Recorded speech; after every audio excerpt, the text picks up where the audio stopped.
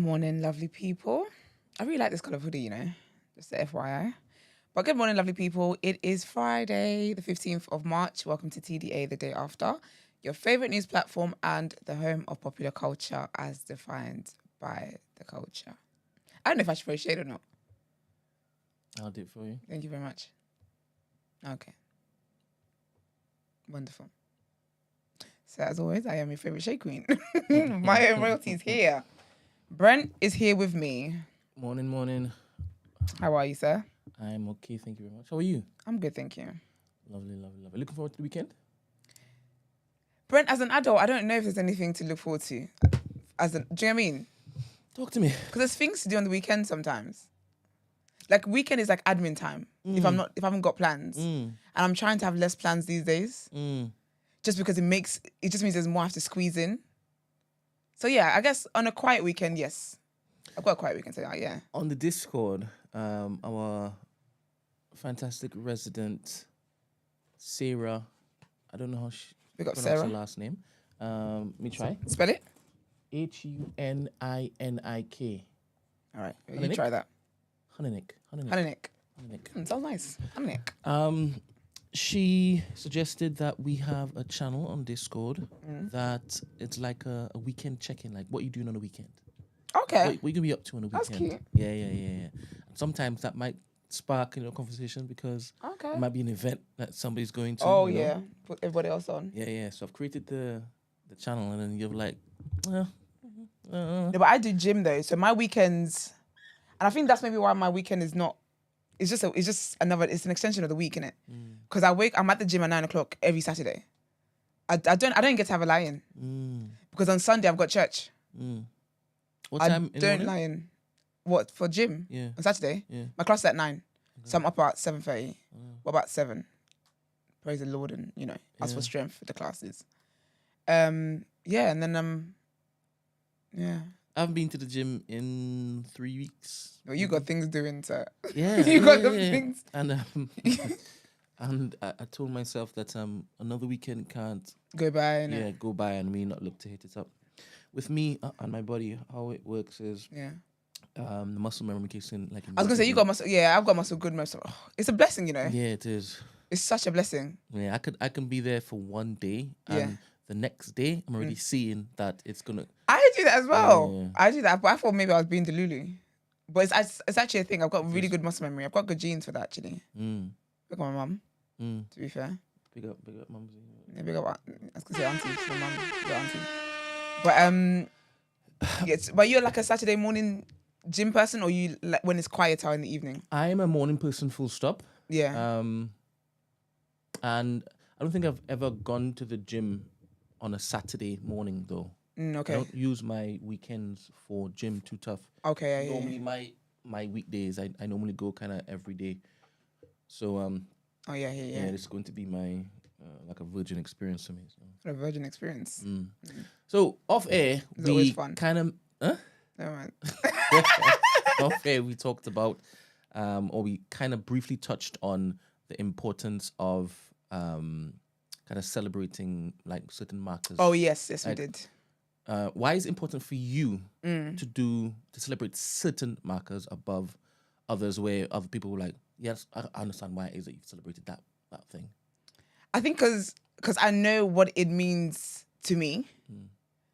I think it's I think things hold different significance to different people.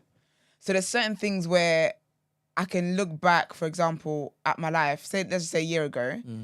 I know where I was a year ago.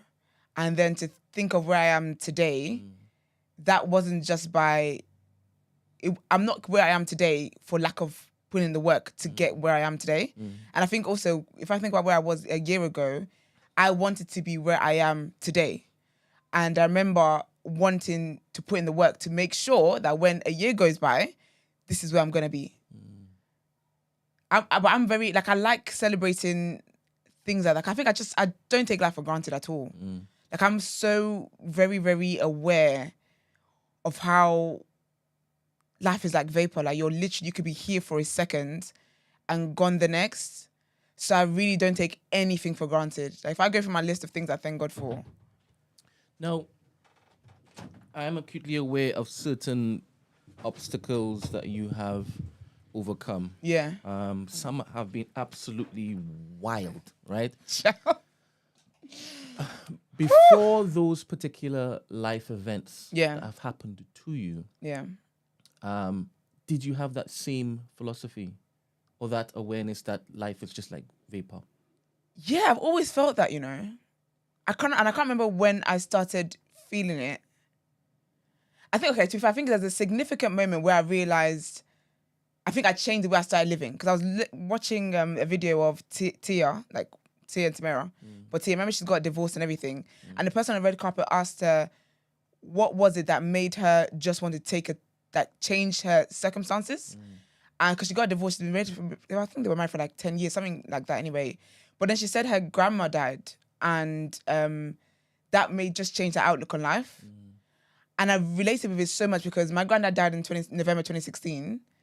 And that changed my outlook on life differently. In terms of just being, I think I'd focus so much more on like being there for people and so much more people-centered in terms of serving people. And I still do in terms of the way God would want me to. But that was to my disadvantage, like incredibly so. And I think that as well, he's passing away because my granddad basically raised me. He's the father I've only ever known, really.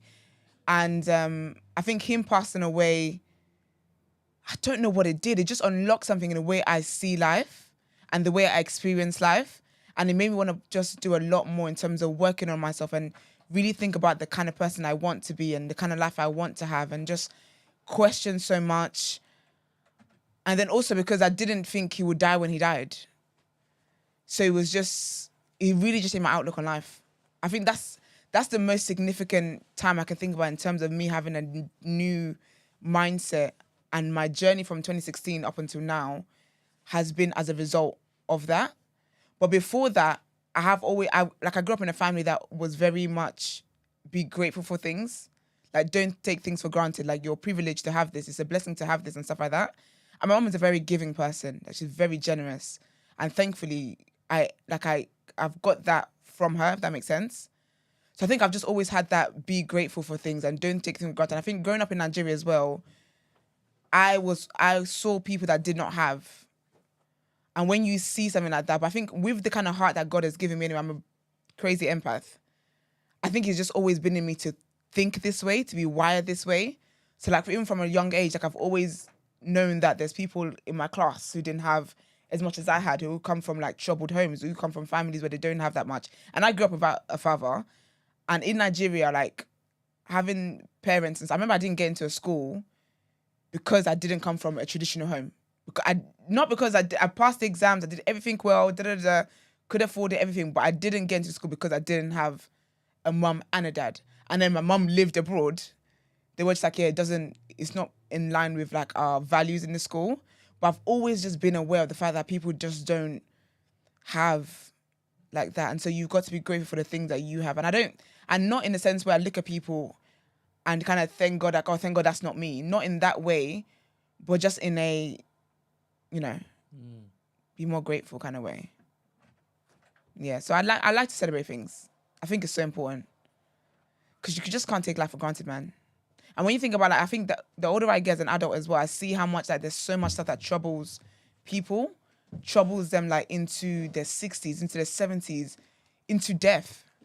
So I always thank God for the privilege of having the kind of mindset where I don't like to sit in a certain emotion for long. Like I just don't like it. Even this week, I've had a crappy week. But then on Wednesday, I was like, excuse me, like, come on. We can't be doing, like, Wednesday was my first session of the week, my first gym session this week. Ridiculous. That's what I'm going in today, trying to get overtime. To at least get like my 4 days and then tomorrow and whatnot. But I just don't like sitting in that because what is that? But it's weird because as a Christian, I have joy, like I feel peace. So even like when I'm troubled and stuff, there's still that piece of everything's gonna be fine. But then sometimes it's just the human emotions. But I just don't like sitting in the human emotions, especially knowing that when I have the assurance that everything's gonna work out fine. So it's like, what are we doing here? But I think it's so important to celebrate like things, man. No matter how small you think it is, how insignificant it might be, because it's all part of your journey, man. It's so important. Thank you. I woke up this morning for the last I don't know, couple of nights, maybe 3. I haven't slept at all. Really? Not not because I wasn't tired, it's because like I was too excited, so I couldn't sleep. You made me laugh so much, I couldn't sleep, and when I woke But that's up good. It's people that are not sleeping because of the reasons why. Yeah. Negative reasons. When I woke up this morning, it dawned on me that the marker attached to the video Yeah. is now reached. Sick. I have locked off everything else. No more submissions. There's nothing else. Do you understand? Eternity is closed. This weekend, it's just about completing together. all of it. That's exciting. Yeah. That's exciting, man. That knowledge had me just like It's exciting. Yeah. When you realize that you're supposed to be sleeping, but you're not sleeping, and then you just smile because you realize You know why you're not sleeping. Yeah. That's amazing, though. Yeah, but obviously it takes us toll during the day. No, they would. 100% would. It takes us toll during the But even day. with that, like that's an amazing, like when you really deep it. Yeah. Because I deep it every day. Obviously, I deep it every day because I like to reflect on things anyway. Yeah. But even coming here, like I remember when certain things were just conversations. Yeah. I remember when TDA was just a conversation. Yeah. Do you get what I mean? Like, I remember when you didn't even know who necessarily was going to be on TDA, to the point now where like we're nearly at 500 episodes. We're nearly 2 years in. Like, nah, it's amazing, man. Yeah, and it dawned on me that I can't take those milestones for granted. I can't take all those particular elements that have come together. No, yeah. And still persist. Yeah. For granted. Because I would say even with the stressful times, with the negative times, with all those times, all add to it. Like there's gonna be a time that you're gonna look back, and it's gonna be like, that's so. I remember you said that to me, and it stuck with me because you were like, there's gonna be a time where you look back, and this is not gonna be a thing. And I remember it was to do with TDA, it was to do with TMB, and it was like, well, there's gonna be a time we're gonna look back, and this is not even gonna be a thing. And that's true because you might even struggle to remember what that was about at the time. And the days like yesterday or the day before when an event like the whole Diane Abbott thing kind of raised its head again. Yeah. It reminds me of the path on which we are looking 100%, to tread. And 100%. It fills me with a purpose. Because it's a proper, it's a purpose, man. Heavy to the head. That's an actual purpose. But I get why you can't be sleeping because you're excited. Because honestly, like what God has placed for you to do is a very big assignment. Bro, you can't cross over having not completed. That's going to be a very awkward conversation. It's going to be very awkward between you and the Lord, I tell you. Yeah, it's just interesting how you keep saying me when it's no, all of us. It is all of us, but I think that everyone's got different parts to play. And everyone brings different things to the table. And everyone in the same way is going to have to answer for not fulfilling their purpose. So, yeah, I'm saying you, but you know I'm saying you. Yeah. But then with each of us, every single person that's part of this has a purpose to play. I don't believe in chances either. I was sleeping the other day, actually. How it is that I met you? Like, do you get what I mean? And I met you because I met a queer in uni, first day of uni. We decided to start podcasting. We were recording somewhere else and whatnot. We decided actually... No, then we decided to start whatever. Found this studio, I happened to just come in one day ranting and raving about radio and what I had dealt with at the radio station and whatnot. You were like, oh, actually, do you get what I mean? And I just don't feel like what was it? So I saw someone say the other day. I can't remember what it was, but it was to do with I think it was Cat Williams actually on Joe Rogan, and he was saying about like everything is too perfect for it to be a thing where God doesn't exist. That's what he was saying because he was asking about the existence of God. Yeah. And I feel like that when it comes to how it is that I meet people and people in my life, like even the not bad experiences, but even experiences that haven't turned out the way I want them to turn out, the ones that have put me through like trials and haven't been favorable, I had to go through those things. Because the person I am today, I wouldn't be that person if I hadn't gone through those things and learned the lessons I learned and blah, blah. So when I think about like, even with TDA, everyone's paths crossing the way that they did and it coming together in the way that it did is not by chance. I just refuse to believe that. So everyone has an assignment that they need to complete. And it's all linked to our purpose because, I find, that's what I find exciting about life. Because sometimes people have a fear of the unknown. I feel an excitement of the unknown. Yeah, like Because I'm like, if everything has turned out like this and I had no clue, can you imagine what's to come? And also, like, it's amazing because our journey, we're going to look back at this time and be like, how on earth did I end up doing this thing when this is what I started out with? But again, it's all to do with your purpose. It's all to do with what like you learn on the way there. It's to do with like the qualities you build up on the way there, the discipline, the ability to commit to things. Do you get me? All that stuff. It's amazing, man. God is good, child. God is good. Morning, girl. Why are you whispering? I said, why are you whispering? He was like, I don't know. But how are you guys doing there? Does it? No, Ben, we know who recorded last night. Guess who recorded last night? I know who recorded last night. Margs and them. Thank you very much. Yeah, it smells like weed in here. Thank you very much. Sorry. They have a special perfume, if just in case. Yeah, it's crazy. The Popo one. Like, Crazy how they just bring the entire flipping, factory in. When There they was come one in. time one of them came to pick something up. Not gonna say who. But Yes, we know it's a innit? simpler. Yes. can I be honest? And I just said, they're, what? They're wake and bakers, man. No, but he came here Because for there's 2 casual. seconds, Because Gina. I know casual like smokers. Oh. Like you know what I mean. And they don't smell like this. Gina, he came in, stood where Brent is. Morning, didn't pick up and left. Yeah, that's Shit, what I was I'm high. saying. Wow. Was it in the morning? Yeah, it would have been, I said wake and bake. Gosh, man. Do you know what's so funny? Because I was on my way driving here, there was like these two, I think they were like bus drivers or something.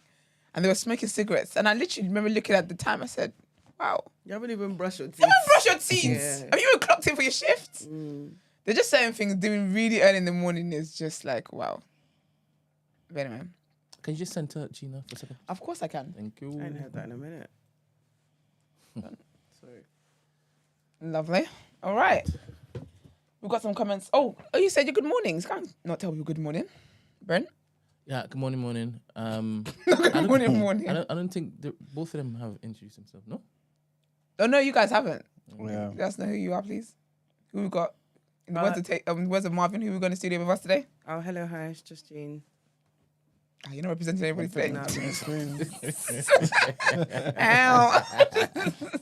no, we're not there yet, man. Big steps. Love it. Well, they call me E-Man, the pro-black activist, TDA producer and news analyst, Melanin Jumper. That is right. Nice hoodie again. I just really like that hoodie, I really like that style. You you. give me that style back, Brent. Yes. Love it. Exclusive. I was going to say, so we need like a charcoal grey. Yeah. What with the little distressed thingamajiggy or just You know, like a distress, but no, maybe one that makes me look like. Do you know the older generation find it wild that we wear torn clothes? I remember the first time I wore ripped jeans. Yeah, my grandma was like, "What? Where's the rest of your clothing? She's like, where's the rest of your?" She's like, "Did you do it on purpose? Like, is it ripped?" I said, "No, girl, I bought it like that." And guess what's even more expensive? Yeah, distressed. And it's distressed. Do you remember that period where people were actually like customizing stuff, like jeans and stuff? And Yeah. they were charging so much. It's mad. What a time. But yeah, I think all type of styles would be great. But yeah, love a charcoal number. All right. Good morning, Sarah Hanenik. Morning. Good morning, Mercy Prestige. Good morning, Antonia Hansen. Good morning, Warren Parkinson. Good morning, T. Good morning, Everest. Good morning, Easy Bambino. No Warren wanted to tussle with me, child. To be honest, Warren! he clarified he wasn't trying to tussle with you. He was just saying that's No, what but you know what? Like, I play about too much. I don't Oh, watch so Kai. You're telling him don't read into anything you say. Yeah, babes. Fair Like, enough, fair enough. don't take me seriously. Like, I don't watch Kai, so I wouldn't know that his fans call him that. But if you tell me that, like, of course, I'm gonna like. Now I believe that his fans call him that. But What do they baby, call him? I'm contenting. What do you think this is? A zebra. It was a zebra. You remember he had a zebra. Oh, on is the that thingy? what they call him? Yeah. So they were saying that apparently they call him the zebra from Madagascar because he looks like it apparently. Oh, I see it. So I was like, what did I say? I was like, I hear you. I said I accept but I reject it or something like that. Baby, I was playing. I'm a jester. What I do? Good morning, Crud Crew. Good morning, Marie K. Sorry. Good morning, Crucial J. Good morning, Amy Snow Globe. Good morning, Greatness Only. Good morning, Lala. Good morning, Gin and Gist. Good morning, Paul Wow. Good morning, Mr. Esquire. Good morning, Iman B. Okay, lawyer. Good morning, Ghana greatness. I want to believe that Ghana greatness is greatness only, but who knows? Good morning, Dr. Amani. Good morning, Yak. Good morning, Dr. Mani. Good morning, Tracy. Good morning, Noreen. Good morning, Lim32 or Lin M32. Not someone copying Slim 86. Maybe that's Slim 86 girl. Maybe, but it's not. Isn't her name? Love No, that. it's not like that. It's not acronym like that. Isn't it? Good morning, Ruby Wednesday. Good morning, Davina. Good morning, Big Mouse. Good morning, Andrew Archibald. Here you go. Oh, I left the space, but you didn't. Never mind. Esther. Thank you very much. We've got some comments from Spotify. Let's see what the people are saying. She says, I think we need a TDA book recommendations. There have been so many amazing recommendations. I have a list, but I've lost some. So we need a reference to come back to. We have a thread in the Discord with book recommendations. Nice. It's from the guests that we've had. Quite chunky already. Second? It's quite filled up already, so. Oh, is it? Yeah. Love that for you guys. I think Sarah Honenick, she puts books there. Big up, Sarah. I expected Gin and Jizz to do more, but you know. I let that It's a slide. brand. And Gina, Gina's like, I'm kind of making a cheeky request. When Izzy come in, can you do a scene by Just Jean? People have been asking for it. Yeah, the streets are asking. Someone Apparently, actually. you have a lot of time on your hands. Apparently, No, I don't know where they got that from. I don't know. But she'll be watching some good stuff. I actually started watching The Gentleman the other day. Do you know what?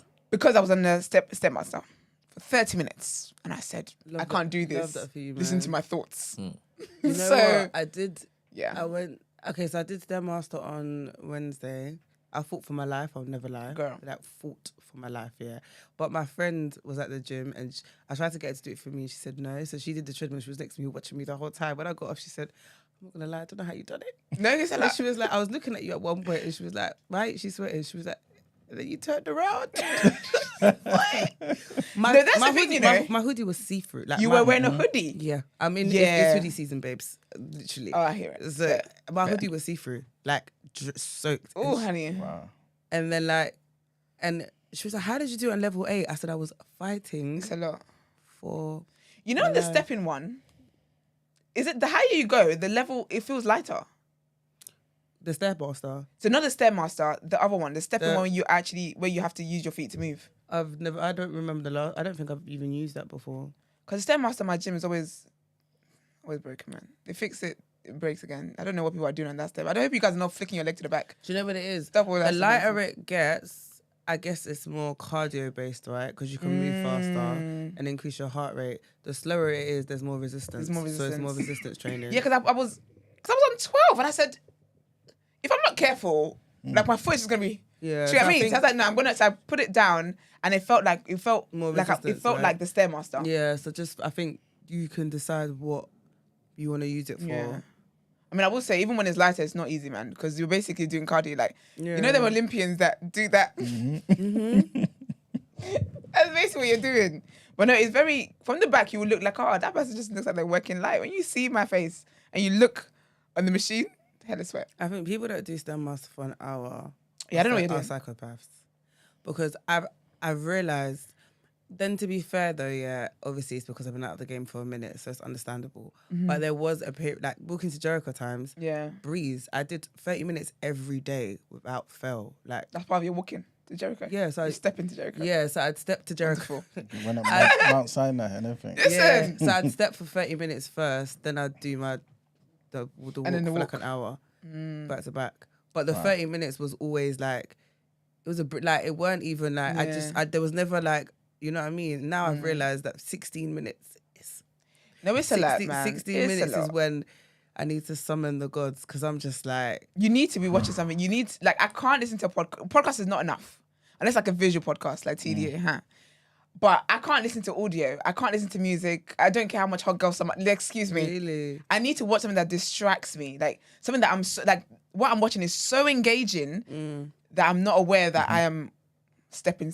But it will get easier though, because like I said, when I first started doing STEM, I used to really struggle. Then it became a breeze. So I started off where like I needed something really engaging. Then it got to a point where I could be on my phone and on the STEM. That's when I was like, nah, that's an advanced level. I can be on my phone and like respond to messages and stuff. So if I did that one time, like I was like replying to emails, but I was on there for 15 minutes. So I felt like, okay, I can do that for 15 minutes. But I thought, if I was doing 30, how many emails am I really replying to?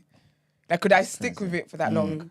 Or just find like, what I used to do as well, is I listen to songs that are long. Okay, my piano songs are always going to hit because they're like 6-7 minutes long anyway. So in my head, I'm like, okay, cool. I need to get through however many songs. And when I do it that way, it's easier. So like when you've hit 2 or 3, you're like, okay, I've only got 2 songs left. Yeah. So those are like the ways that like I thingy. Yeah. I find it interesting how with fitness, you can be doing things and you can be so strong at this one thing, but then when you do something else that's new, fighting for your life, people would never know that you go to the gym. But no, love it though. Just a quick one. Davina. Davina says, please pray for my child. She has a collapsed right lung, heart problems, and severe reflux. She has to go back into critical care. She was born 4 months ago. Oh. Wow. Yeah, we definitely will pray. Davina, I love to pray, man. I'm a praying warrior. So I would definitely be praying for you. And everybody at the end of this particular audio recording, I know like 2,000 people kind of listen every episode. I beg you send up a few prayers, please, on Gina's behalf, Davina's behalf. Thank you very much. Love you, Davina. Please. Love you, Davina. We've got 2 more comments. Yenny says, I love you guys and listen back every day from Australia. Oh, honey. Can we get some horns for Australia, please? Yes. That is I was about to do an Aussie accent. You are so can't take you nowhere. Good day, mate. Foster bear. Oh, you need to stop. You guys ain't got nowhere. You're taking it too far. Bloody hell, mate. I just said good day, mate. I don't know what you're on. Well, I'm glad that you guys did that because the next sentence is reading y'all. Esther is so sweet for always asking how you guys are. Why did the rest of you never ask how she's doing? Except E-Man. He's asked back sometimes. How are you doing, Esther? I'm blessed and highly favoured. Amen, girl. Sorry? It's a bit too late. It's not. It's never too late. Big up Yenny though. Big up Yenny. Shayi also says, love it when Brent gets into his conspiracy bag. We need more of this. Honestly, you know. Yeah, you ain't the consensus, man. you the exception, man. Do you have a conspiracy channel on Discord? You don't want that. No, do it, man. Do it. You actually got the audience. I will tell you. Yeah? Let me tell you how you guys have got the audience. Because obviously Wednesdays I'm not hearing it. It's like going and I'm seeing conversations about like aliens under the sea and whatnot. I don't know what the hell. Like, how did you even get here? And I look, I'm like, what segment is it? I'm like, oh, it's headlines. Like, how the hell did you get here? And people are tuned in. Yeah. And I look in the comments and people are, some people are having their own conversation. But I think it's actually interesting. I think it's interesting, man. For all that stuff in there. Yeah, there's bear out there, man. The human ones as well. The ones with the Parisian people that marry different people and whatnot. All of that stuff. It's all interesting. Like a good conspiracy theory. But yeah, big up all our Spotify listeners. Don't forget you can leave comments and we'll read them on air. And as well, you can always watch us. Yeah, that's it, right? Mm-hmm. Yeah, okay, good. Let's get into our headlines, please.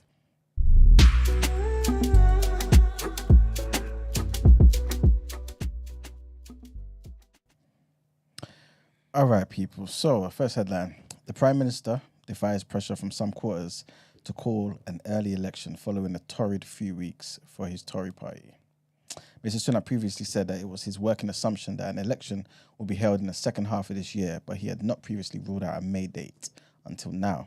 So he was asked by ITV whether there would be an election on the 2nd of May, the same day as the local and the mayoral ballots. But Mr. Sunak replied, there won't be a general election on that day. But when there is a general election, what matters is the choice. Opposition parties have been clamouring for a May election, with Labour leader Sir Keir Starmer accusing the Prime Minister of delaying the inevitable and hiding from the public. Sky News has also reported on the private calls of some Tory MPs for Mr. Sunak to call an early election to prevent the political and economic situation from deteriorating. Next headline. And obviously you guys know what's been happening with Diane Abbott. You know, Miss Abbott has been in the spotlight this week over over a pure, direct, bona fide, direct racist comments about her by a Tory donor. And Labour's deputy leader, Angela Rayner, has said she would like to see Diane Abbott back as a Labour MP. Wonderful. 11 months later, still as suspended MP. I thought they reversed that though. No, she's still suspended. Did I read something? Was that false? And I read something that said that she could come back, but then they said that they didn't want her to put herself forward for party leader or something like that, for general election or something like that. Yeah. Oh, maybe those are the conditions. Yeah. Come back, but we don't want you to represent Hackney no more. Let's see. Sorry, while you read that, I'm trying to find it. So Miss Abbott remains under investigation by Labour, after being suspended in April of 2023. April last year, we spoke about this. But an article in The Guardian this week said that it would be both sad and strange if party leader Sir Keir Starmer kept her out because of it. Miss Rayner told journalists that at times she shares the frustration of how long processes take, but added that there are sometimes sensitive reasons for that. Miss Rayner added that the Labour Party may still have racists in it, but said the party has policies in place and is doing proactive work to root people out. Miss Rayner said it herself, guys. Miss Abbott is understood to have asked Sir Keir Starmer to readmit her to the Parliamentary Labour Party. But when he asked her if there was anything he could do. So apparently, Keir Starmer came to her and asked, how can I help you with this? And she said, look, I want to come back. So we'll see what happens. Yeah, so what I'm reading, so the tweet said, Labour has reportedly offered to restore the whip to Diane Abbott, but only if she stands down from Parliament and doesn't run in general election 2024. Yeah. Imagine. At least 4 people are hoping to become the Labour candidate in her safe Labour seat. But then the source is from a guy who is a journalist, crisis management, publicity, and he does campaigns and stuff. So he was saying that, what did he say? Sorry, hold on. He said that his understanding of the Diane Abbott situation is a compromise deal could be reached. So why did tweet like as if it was facts? Could be reached whereby she has the whip restored at some point, while she also rules out standing again in Hackney at the election. And he says no secret that at least there's 4 people already seeking to become candidate in seat. So I don't know who he's friends with in the House of whatever, but to tweet that brazenly, he must. I believe it. Know something going on. But I think it's because because she's gotten like a lot of public support and whatnot. They don't want her to ride on that into like wanting to be more. Okay. Do you know what I mean? Because I feel like they don't want her using quote unquote sympathy votes. But she's never lost the election, That's why it says it's a safe seat. She's never lost. Hackney and Islington's hers. You know what I'm saying? So really, you just don't want her to. Don't want you want someone else in, basically. Yeah, that's it. That's Labour. See? Anyway, let me not keep going on about Labour. Was it because she was backing Corbyn? Yeah, definitely. She's definitely a Corbynite. So she's like Corbynite. Yeah, she definitely loves Corbyn. They've been like. They used to date. Oh yeah, back in the day. Yeah, it's back in the day, man. School times, isn't it? University. Something like that. Yeah. Quick link. Yeah, so she's definitely on his side and stuff, supporting him. But remember, like in the what's that thing called? The Labour Files, isn't it? Yep. There's that conspiracy to get rid of all those who are in support of Corbyn.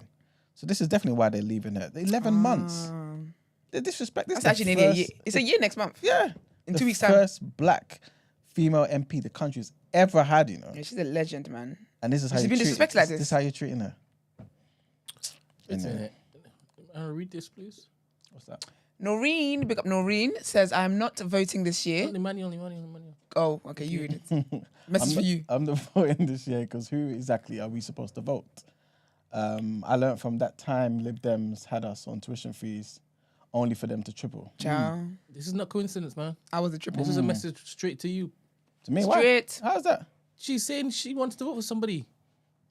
She wants a party to vote for. Oh, this guy. Ah, there you go. You've connected the dots. This guy. Said soon come. Hashtag soon come. Not hashtag. Imagine. Anyway. So our next... This guy's a terrorist, right? So our next headline takes us, again to the Middle East, where at least 29 Palestinians have been killed while waiting for aid in 2 separate Israeli attacks. This according to a Hamas-run health ministry. The first incident on Thursday saw 8 people killed in an airstrike on an aid distribution center in Al-Nusrat camp in the central Gaza Strip. Later, at least 21 people were then killed and more than 150 people were wounded by Israeli gunfire at a crowd waiting for aid at a roundabout. This is according to the ministry as well. The dead and injured, from the second attack were taken to Gaza's Al-Shifa hospital. Most of Gaza's 2.3 million population have been displaced by the current conflict, and deadly incidents have unfolded during aid distribution. Civilians were gathered to try and get food and medicine from aid truck deliveries. A video obtained by Al Jazeera showed a crowd appearing to flee and duck amid audible gunfire. Israel is yet to make a statement, and its military said it is looking into the two separate incidents. And that's it for the headlines. Nice. Let's get into our topic of the day. What you saying? Mm-hmm.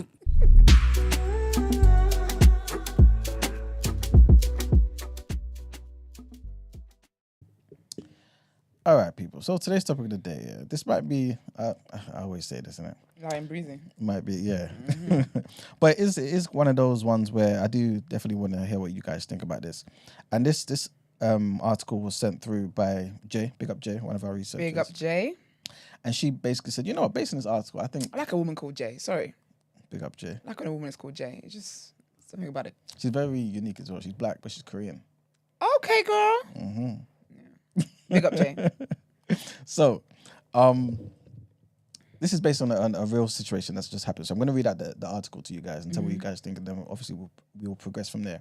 So, father of a trigger warning, guys. Sorry, trigger warning. So the father of a Michigan school gunman who killed 4 students has been convicted of manslaughter.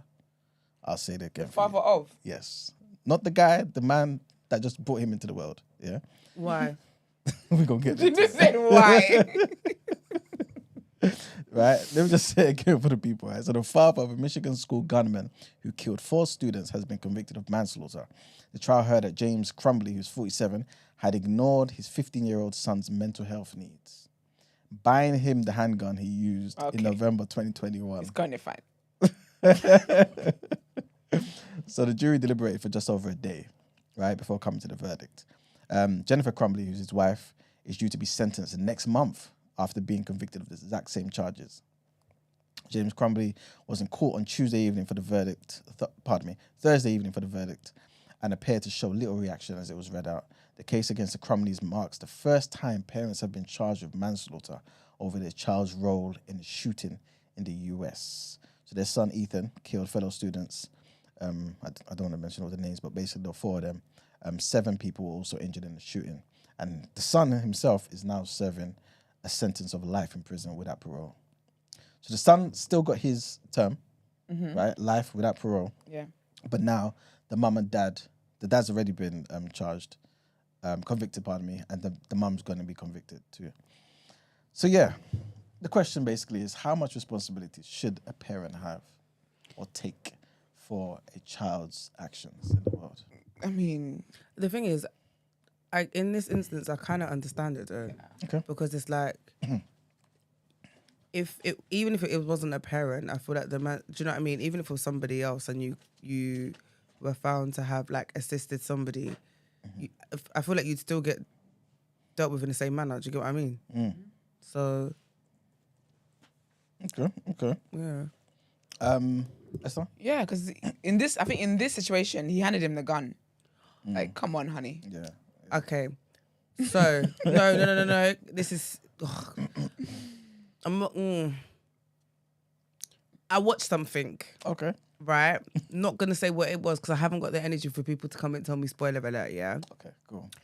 But I really want you lot to watch it, so it's annoying. Well, let's know. What is it called? I'm about to tell you what happened. Okay, no. First of all... I'm about to tell you... I'm going to tell you... You don't want to spoil it. No, because I have to for the sake of this conversation.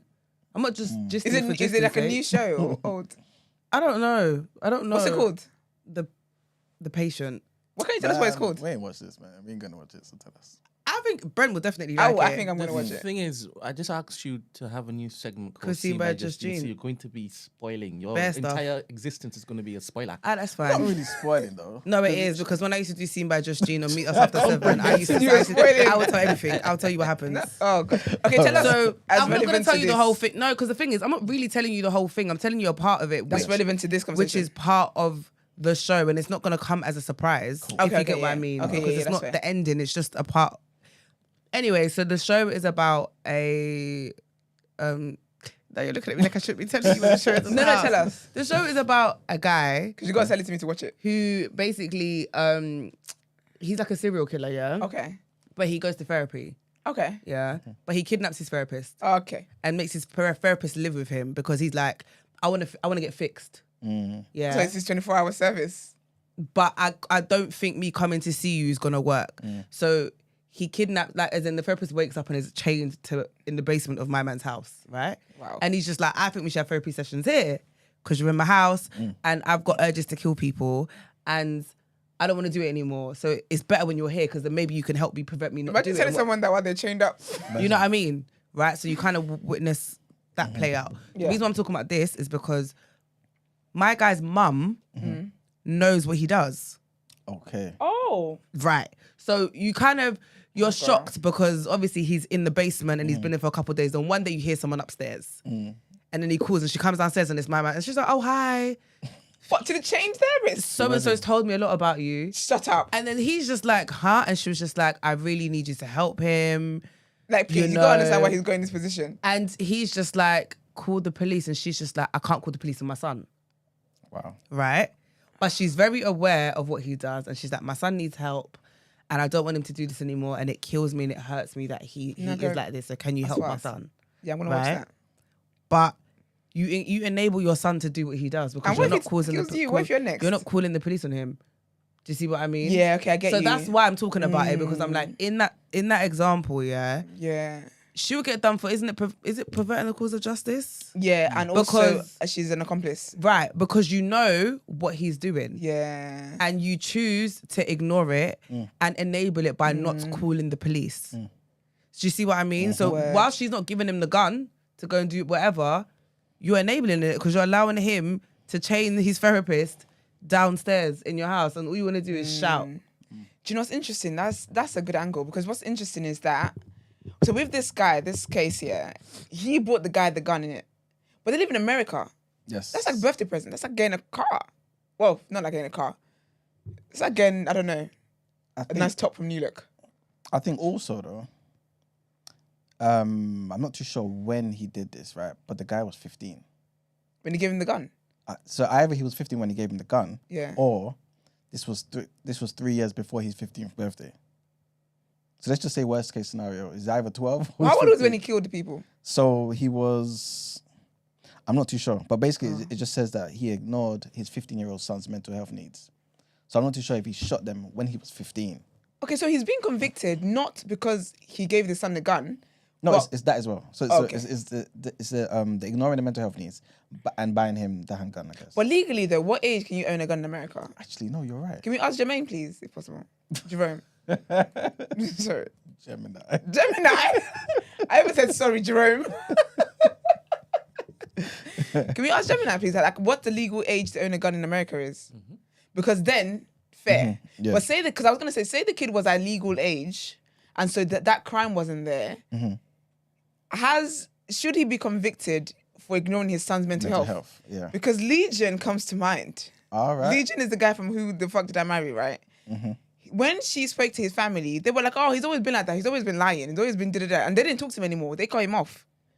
But one can say, and then the brother did say that the mum knew how he was, but that was her baby. So she let him get away with stuff, like get away with lying and whatever else. Because sometimes you can ignore something, but how do you know where it's going to lead to? So I can think that you got mental health issues and whatever, and it might just be like, oh, he just lies or he just has different personalities and da-da. But how do I know you're going to put on one of those personalities one day and go and shoot up a school? And the thing with that also, is let's look at therapists and stuff like that. Yeah. Legally, they're not allowed to speak your business when you chat to them, only when you become a threat to yourself or the general public. This is it. So it's the same. I would apply that same approach. If you're my sibling or do you know what I mean, or somebody that I know and you're a compulsive liar, unless it's like you can't hold me accountable because you're a pathological liar, unless it becomes apparent that you are now a threat to everybody else and yourself. Do you get what I mean? Yeah. So I think the same approach should be applied. Because did they say what mental illness he has? No. There's many. There's depression, there's schizophrenia, there's bipolar, there's so many. Yeah. Because again, I feel like if he was a risk to himself and the public, then yeah, but then how do you punish somebody though for not reporting in their child with an illness that could have put people at risk? It could or could not. And obviously we know the way that mental health patients are like looked up. Like sometimes a lot of people just feel like they're just gonna drug them up and just turn them into someone who can't think for themselves and rely on the drug and whatnot. There's a lot to it. And I think it feels a bit unfair because in society today, we're just learning a lot more about mental health and stuff. Do you get what I mean? For most part of society, it's been a stigma. You don't want to admit to your neighbor or even, you don't want to admit to your neighbor that this is what your child is dealing with or blah, blah. So I can see why a parent may not call it in. Mm-hmm. But I guess if it was a thing where you've seen your child have a list of people they're trying to kill, yeah, then I guess you got to report it in. But this is the thing though. So listen to this part, yeah. So Miss McDonald, I believe, is McDonald. Huh? Miss McDonald. Who's Miss McDonald? She is the prosecutor. So she basically said that according to a text message to a friend, Ethan, who's the young boy, right, had asked his dad to take him to the doctor, right? But his dad gave him some pills. Apparently, remember, this is the prosecutor's angle, right? But his dad gave him some pills and told him to suck it up. So like you just said there, you're not wanting to tell people and thinking, you know what I mean? And also just thinking, you can just, deal with it. The defense lawyers argued that James Crumley, the dad, could not have possibly foreseen his son carrying out the mass shooting, even if that was truthfully the case, right? To give him pills and sucking it up. I can't see that. You can't, right? But according to the prosecutors, this is what happened. The dad bought the gun using the attack 4 days before the shooting. So the boy was 15 when he got the gun. So Gemini, I don't know. Gemini found out, right? Yeah. In fact, no. Okay. Gemini said, I'm still learning how to answer this question. In the meantime, try Google search. First of all right. You need to fire Gemini. Very rude. Very rude. Federal law sets a dangerously low minimum age for buying firearms, while the law requires a person to be 21 to purchase a handgun from a licensed firearm dealer. It only requires a person to be 18 to buy a long gun, including an assault weapon from a dealer. Oh, so dad is a criminal. Get him in jail. To the dad. Because your child should have never had that is a bad parent. That's a bad parent. Your child should have never had a gun then. Your child legally is not of age to own a gun. And who gives a gun to a child that has voiced like having mental health illnesses to you? If the kid had never told the dad and they just wanted to do that, maybe that's family tradition. I don't know where they're from. Fair enough, innit? But when you know when you know the state of your child's mind, and you've them told him to suck it up, luckily the child didn't turn a gun on him first. But he's probably thinking, my son is, I hear that you want to see the doctor. But in 2024, I'm hearing a lot of boys maybe saying this stuff. And in my house, I can see that you're kind of just normal. I was like this when I was 15. So obviously, you might just thought this is not serious, innit? But I'm also, what I was going to say as well, even though the minimum age, it seems, to buy like a long gun is 18, is that the same age that you're allowed to handle a gun? Because what if the law is a bit different if you've got a guardian who's got a proper license? Because maybe they can start teaching you from a younger age. I don't know. You know what I'm saying? Because it seems like nobody's talking about, in the case, no one's talking about the fact that you bought him the gun at 15. You know what I'm saying? Yeah, I mean, I hope that's Stacey, our American correspondent. Morning. No. Good morning. Morning, Saleh. How are you, love? Very well. How's everyone? We're good, thank you. All good, thanks. Fantastic. It's been a while, man. It's been a while. You have been missed. You have been missed, sir. Oh, likewise. Likewise.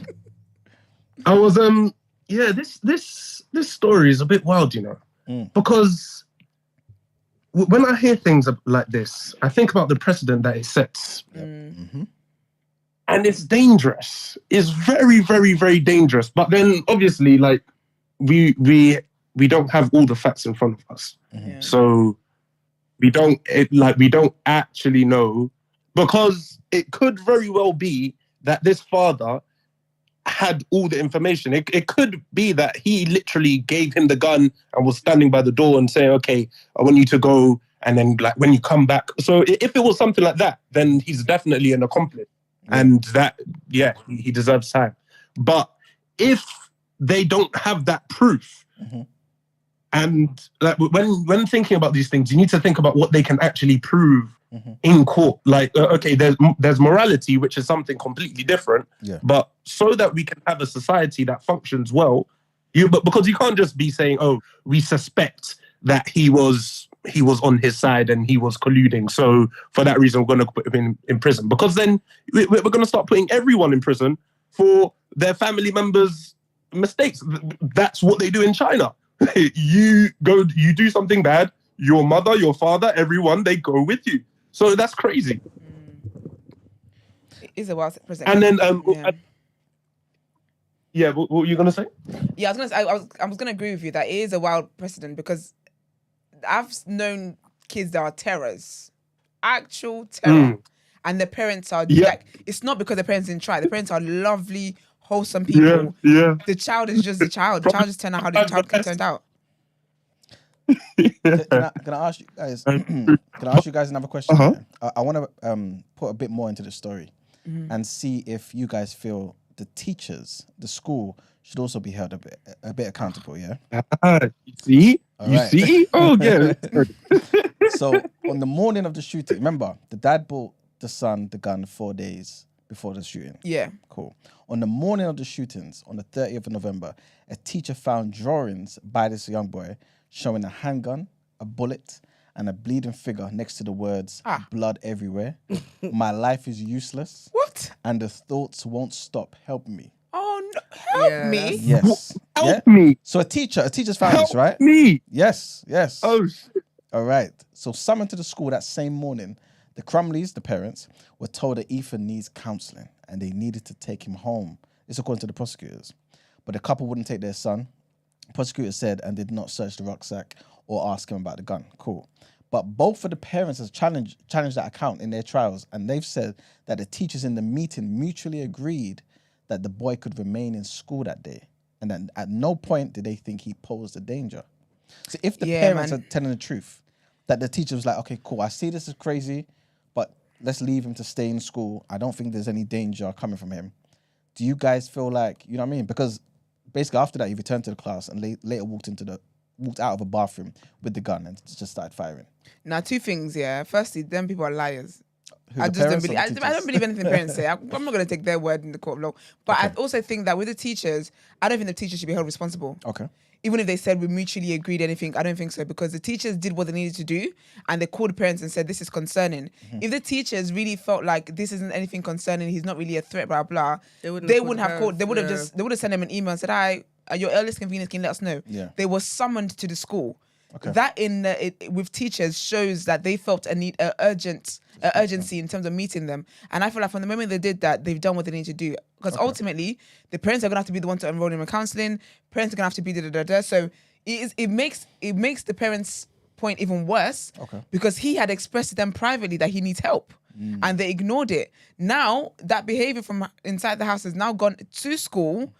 That should have been for them the second point of like, okay, crap. Maybe it's time to start looking into it. What about, obviously I don't know how the system is over there, but what about social workers and stuff? Could the teachers not contact the social workers or police or something? No, but I think it would have to be repeated behaviour before you just do that one time. Ruby Tuesday, sorry, Sally, before you give your opinion, sorry. Ruby Tuesday says, not going to lie, I teach art to kids. They all draw violent things. Ruby, girl.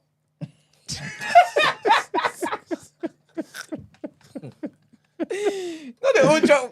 Really? You better get yourself if it says help me on the page, if it's got text that says help me, we might want to look into that. Immediately. Expeditiously. Tune out TD and just close it and just go sort that out. But Sally, what do you think about that, about the teachers? The teachers. Well, I can't lie, Iman, everything that you say, every time you give us more information, it just sounds worse and worse for the terrorists. It's crazy. Damn. It's worse. And the fact, Esther, you made a very good point. Like, the teachers can only do so much. So the fact that they went to find the parents' number, call them in and set up a meeting, and they were actually there. Like, that shows that the school were concerned.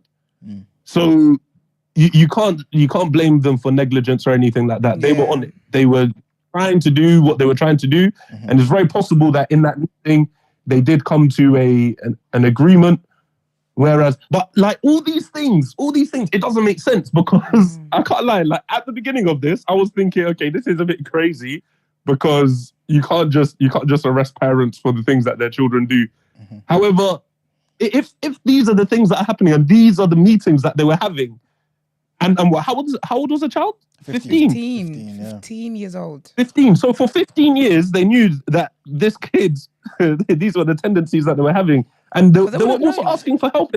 He would have been like killing rabbits and stuff in the garden, man. Not necessarily, though. He would have been ripping ants and cockroaches apart. No, but I agree, because look at Jeffrey Dahmer. Like when we watched that, kids exhibit signs. Like, do you know what I mean? You just have to be. You have to be observant. If you're not a parent who's like attentive, you will miss these things. But I generally do believe that kids will show you who they are or show you signs of like where the direction they're going in. I read an article the other day and he was talking about how basically apparently at the moment there's an increase in children who are torturing animals and like they're putting on TikTok and stuff like that. What? Look them up. There's an increase. What is a trend? Apparently it's a trend. I don't know have the article about. It was a Sky News article, and they were saying that there's a current trend of children like they're filming it and like putting on social media and sharing it with each other where they'll find like they were showing like some of the conversation they're having like, oh, I just did one to a rabbit, or I just did. So they were like, it's a real thing, and they were like graphic image. They can't show the images of the animals obviously because people are sensitive to these things, but they were saying there's a rise. Terrible. Look all them kids up. Sorry. Do you know what I think? But the thing is, sorry. I think. Go on, sorry. Okay.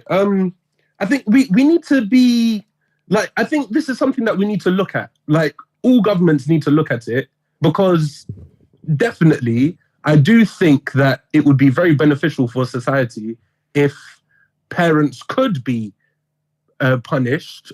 If there's blatant proof that they were like not even negligent. Well, it's a time that's a type of that's negligent. Like they're not raising their children properly. Yeah. So if there's blatant proof, and it sounds like in this case, this man he's losing the legs to stand on. Really, with Iman, do you have anything? Anything more to add? No.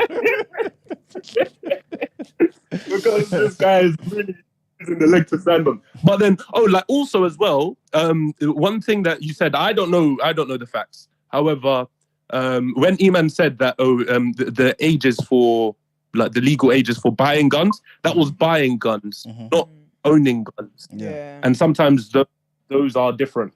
So maybe this guy giving his 15-year-old son the gun wasn't illegal. So it's like in terms of morality, that's a very different story. But in terms of like current laws, it sounds like unless they are using this as a precedent going forward and they're changing it now, but it sounds like they can't really arrest this guy. Although it's sounding he's a menace, yeah. No, I think he's banged up. Yeah, I think he's doing jail with his son. You know, they should put him in the same cell together. Yeah, no, it sounds like he should be, but. That's in terms of morality. But if we're actually looking at the law, like I'm struggling to find where in their law book that they said, oh, this is illegal. Yeah. Did you say he's been charged? He's been found guilty of manslaughter. Yeah, Saleh, he's done. Yeah. Case done. Yeah. He's going to jail. But you're saying how? What law did he basically infringe? Like exactly. Yeah. Like as in, I see where they're coming from. It makes sense to me. But at the same time, it's like if you've got a book of laws, you can't just start throwing things in it because you feel like it. There has to be like a process. Yeah. That's why we have processes. Did you say one of the charges was giving the child the gun thing? It was. I think giving the child the gun thing, because I don't think it would have been legal for that. That's what I feel like legally that's the one thing they can kind of hold on to and try and use. To teach him an example of being a negligent parent, if that makes sense. That's so crazy though. As a parent, how do you give your child a gun? Like, so does that mean what? Now the child keeps the gun in their bedroom?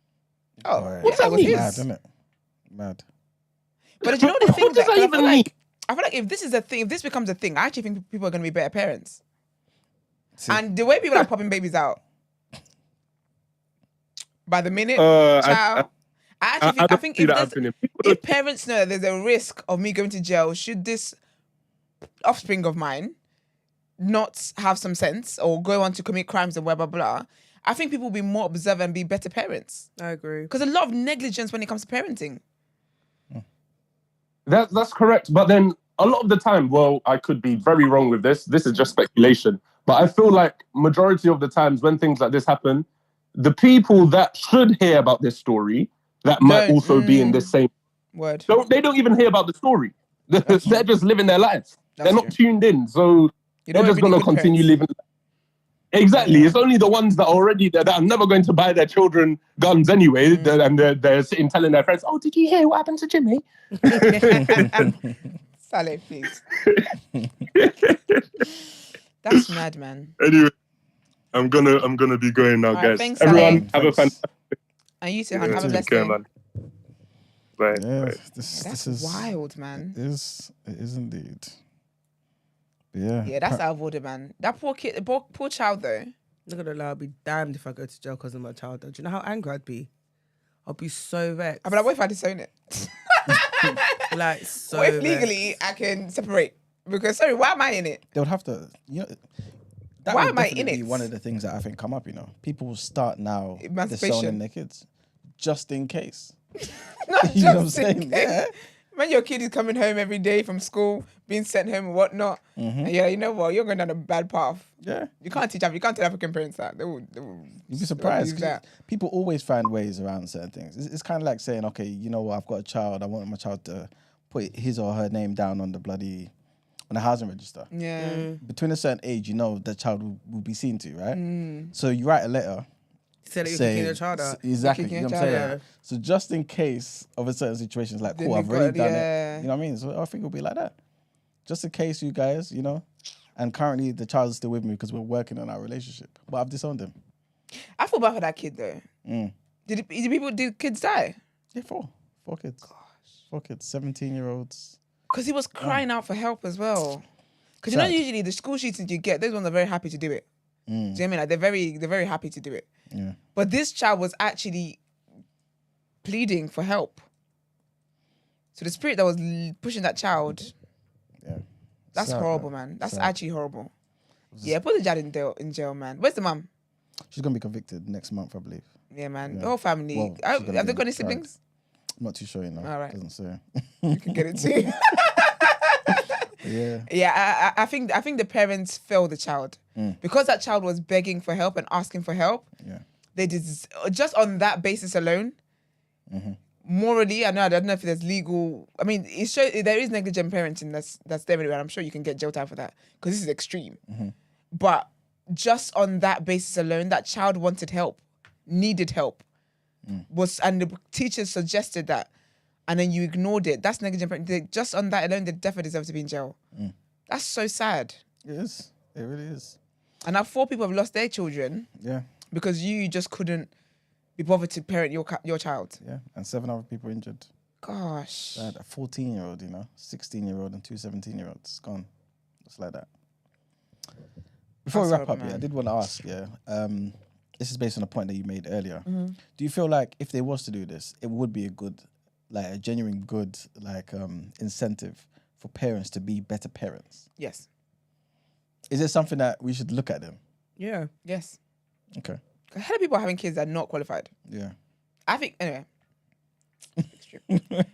But hella people having children that for different reasons. Yeah. I mean, many different reasons, many selfish reasons. Oh, for sure. And then they don't parent these children, and unfortunately, these kids grow up having to raise themselves in a world. I can imagine being here. I don't even know my way around this earth, and having to raise myself. The number of children that are having to raise themselves is sad. It's truly, truly, truly sad. And the number of children that they know their parents don't like them. Like my little sister had a friend like that, where the kid was very aware that the parents were neglecting him. It was so sad, so sad. He was just aware that he was just doing life by himself. And she was in primary school. Kid was in primary school. That's ridiculous. And he was very aware that he was doing life by himself. Lock them up, man. Put them in jail, man, because it's out of order. And there's only so much social service. Again, that's an industry that they're consistently recruiting, because the number of children to the social workers, the number of kids is outweighing the social workers. So even with that, these are meant to be, like, what's the word I'm trying to find? Not subsidiaries, but they're not meant to be the parent. They're in place of the parent. Do you know what I mean? They're there as assistants too. Teachers are there as assistants too. You can't have a child that I didn't ask you to have, dump them to school and expect me to teach your child hygiene, teach your child manners, teach your child maths, teach them how to know what to become in the future. It's way too much placed on teachers. It's way too much placed on social workers. Do you get what I mean? Like, there's only so much. And these social workers don't have one case. They're not looking after one child. They've got 50, 100 sometimes. Do you get what I mean? So there's only so much that they can do. I feel like the parents are the ones who have the responsibility. 100%. No, like you can't have a child and then blame everybody else for not doing what they should have done. Why are you abusing your child? Why are you neglecting your child? There needs to be consequences for that. So yeah, I'm here for that, boy. I think people will actually sharpen. If you know that you're not going to be having child so you can get social housing. You're not going to be having child so you can get some kind of child support. You're not going to be doing that stuff, because you know that now whatever happens to this child, you are responsible. I mean, God says they're responsible anyway. They will answer to God for that, because being a parent, like, a child is placed in your care. You can't take that for granted. I think people take that for granted. Like, the way people have kids these days, I'm disgusted. I'm honestly disgusted by it. If this thing became a pandemic, where literally we just saw, it was clear from the data that parents were just neglecting their kids. Yeah. Like, let's just say 30%, a third, for example, of the population. Do you think, now this may sound a bit crazy, but do you feel like maybe the government should look into changing the role of a teacher so that it includes some of those things? Obviously, put up the pay. Do you know why I'm not going to agree with that? Because I generally even feel like teachers are underpaid now. Yeah. Even now, they're underpaid, right? So you bumping up their pay, I don't think it's ever going to equate to what you actually are going to require them to do. Let's just say that you're a teacher and we asked you and we took your opinion on board and we gave you what you're asking for. Would you be okay to take on that role? No, because I think even the emotional burden and stress of that, is not fair. And they're not my child. I probably have my own children. Or if I did have my own children, do you know what I mean? I just think it's too much strain for one person to mentally have to deal with. Yeah. The thing is, you gave, like, my dear, when you were when your legs were spread open and you were inserting things in places. Yeah. Do you know what's so funny? So this is so off topic here, but I remember when I got onto my parents, because they tried to get onto me about my sister, and I literally said, when you guys decided to have sex and have a child, I wasn't there. Anyway, we all know that I'm a bad breed, so I said it with my chest. What's tea? When you decided to have sex and have a child, I wasn't part of the process. Yeah. So why am I in it? She's not my child. Oh, talk to your sister. No, I'm not going to. I didn't ask you to have a baby, babes. So you talk to my sister. Not a baby, babes. Because I don't understand. So it's the same thing with a teacher. Why am I now taking on the responsibility and the role of a parent when I didn't ask to be a parent? You did, because you decided to have a child. The reason why I'm saying that is because I guess to some degree our understanding of the role of a parent is because of what we're used to, right? We say a parent's role is, okay, cool, X, Y, and Z. Yeah. But what if we just had a new society where some of those roles were just not the role of the parent anymore? But I don't think it should be the teachers. Because I remember, so my school in Nigeria, and I know a lot of schools had that, we had a guidance counsellor. So when it comes to stuff with hygiene and what you're dealing with personally, you had problems with your friends, had problems with families or whatever, she was who we spoke, very lovely woman as well. I can't remember her name though, very lovely woman. But that's who we speak to. So the teachers have to focus on being teachers, because that's what they are. So I think that's what should be in place. Okay, is they should have guidance counselors in school, or counselors in school, or just people for well-being monitors or something like that. I feel like a new role should be created. I don't think it's fair to ask me to be teaching you maths and then during my break time now I'm coming to do counselling. I don't think it's not right. But obviously there are teachers in school anyway that you end up gravitating towards and you build a bond with just because you like them, they like you. Do you know what I mean?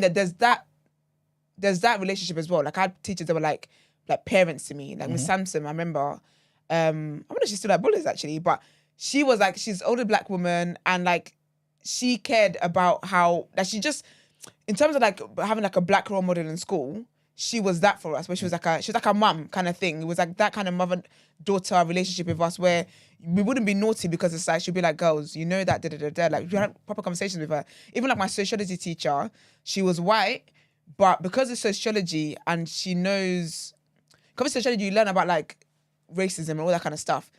We were so close to her because she was always like, you guys are smart, you're going to beat the odds, do you get me? Like those kind of conversations. We were very close with her, where if it was a thing we were going for anything at home, we would be able to speak to her. But that's, teachers have that one-off with students here and there that they gravitate towards. Yeah. I don't think the burden should be placed on them to have that for all students.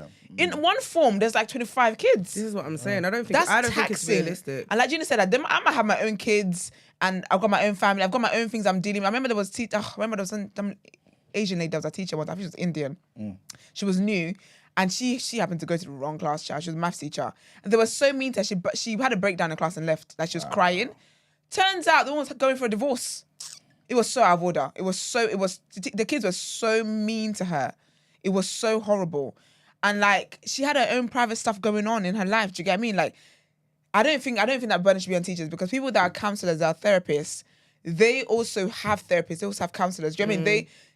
And also their profession, they're aware that they have to take in a lot of information. People, like, they've studied this, so they know how to be there for people without taking it on as like your average person will take on. If I meet a stranger and they can't afford something, if I give them money, I will 2 weeks from now remember that person. Like, oh my gosh, I hope they're wherever they are. I would say a prayer for them. But as a therapist, like, you know how to, okay, this is the client I've got. Not that you don't care about them. Of course you care about them, but you know the right tools to help them, all that kind of stuff. Do you get what I mean? So I don't think it should be on the teachers. I think that there should be separate roles. I actually think there should be that now anyway. I think those roles should be there now, because the statistics for kids that are in abusive homes and all that kind of stuff is there as well. We saw how bad it was when it was the whole food stuff and whatever. Of course, as parents, I couldn't afford food and whatnot. But these things affect children. So I feel like there should be certain things in place anyway, unfortunately. Because if you want to keep giving people condoms and giving them contraception and allowing them to have free morning after pill and all the kind of things, unfortunately, you're going to have to also put something in place should these measures not work. So I think that should exist anyway. But then if we find out that 30%, 50% of parents are very negligent, we need to start hiring like there's no tomorrow. Yeah, for real. But it's sad though, because it's sad. It's sad. Well, hopefully with our generation, parents will be parents, innit? I think parenting is getting better. Yeah. Because I think our generation, we're more aware of a lot of things that our parents weren't. Yeah. And a lot of people I'm around, like I'm seeing them be intentionally active parents. Like even in cases where, you know, like they're not together anymore. Yeah. They're making a point to get on well for the sake of this child and stuff like that. So I'm praying that will be the case more than, you know, deadbeat mothers, deadbeat fathers, deadbeat everything. And you know what? I don't know why I'm even mentioning this, but it does speak to certain narratives. Because I remember I took my daughter to the park and literally I went there. It was just black fathers with their kids. That was it. Oh, that's beautiful. I was surprised. It's not even like a black area like that. But it's just us in the park. What are y'all doing here? You know what I'm saying? And I love that. Did you all nod at each other? Kind of, yeah. I love when they get black nod, like... You're right. I remember I went to Lakeside one time and there were like these dads out. This felt like it made me cry. It was just so sweet. But I love seeing stuff like that because unfortunately, like, we've always grown up with like the kids are like the mum's responsibility. Yeah. So whenever I see a dad and a kid, it makes my day. It absolutely makes my day. Like every time I see my brother like with my niece and stuff like that, like it's just so cute. Like the other day, my nephew was around at our house. But he's like, he's going to pick him up later because he and his daughter, my niece, are going on a father-daughter date. I said, and this was after school. I was like, oh, so cute, man. But like, I love stuff like that. I love seeing stuff like that. It's very important. It's very, very important, man. But yeah, man. Well, big up our generation, man. That's a good point, actually. Sorry, just to say, because the ladies from 5 Times More, Chloe, remember I think it's Chloe. She organizes like a father meetup, link up thing. Okay. She talks about it when she came on the show, so check her out. But check 5 Times More, and I'm sure they will have them tagged in their Chloe. But I think Chloe is the one who does that. where they have like a father's thing that's organized and stuff like that. Oh, dope. But yeah, man, big up all the parents that are actually parenting their kids, man, because boy, hard work y'all are doing. I parent myself. I guess we can wrap it up. Sorry, because I was tweeting the other day, like, how, like, our parents were, like, our ages, with, like, 2-3 kids. The That's hell? crazy, It's true, you know. My mum had... What do you mean? Right now, my mum would have 3 kids. What do you mean? It's crazy. Yeah, she had 3. What does that Same. mean? Literally. Which is why she always looks at me like such a disappointment. It's just like, girl. What do you mean? I hear it. Oh, honey, I couldn't imagine anything worse. It's a different time. I'm so tired. Take care of just myself. But no, big up the parents, though. But yeah. Right, let's get to our next headlines.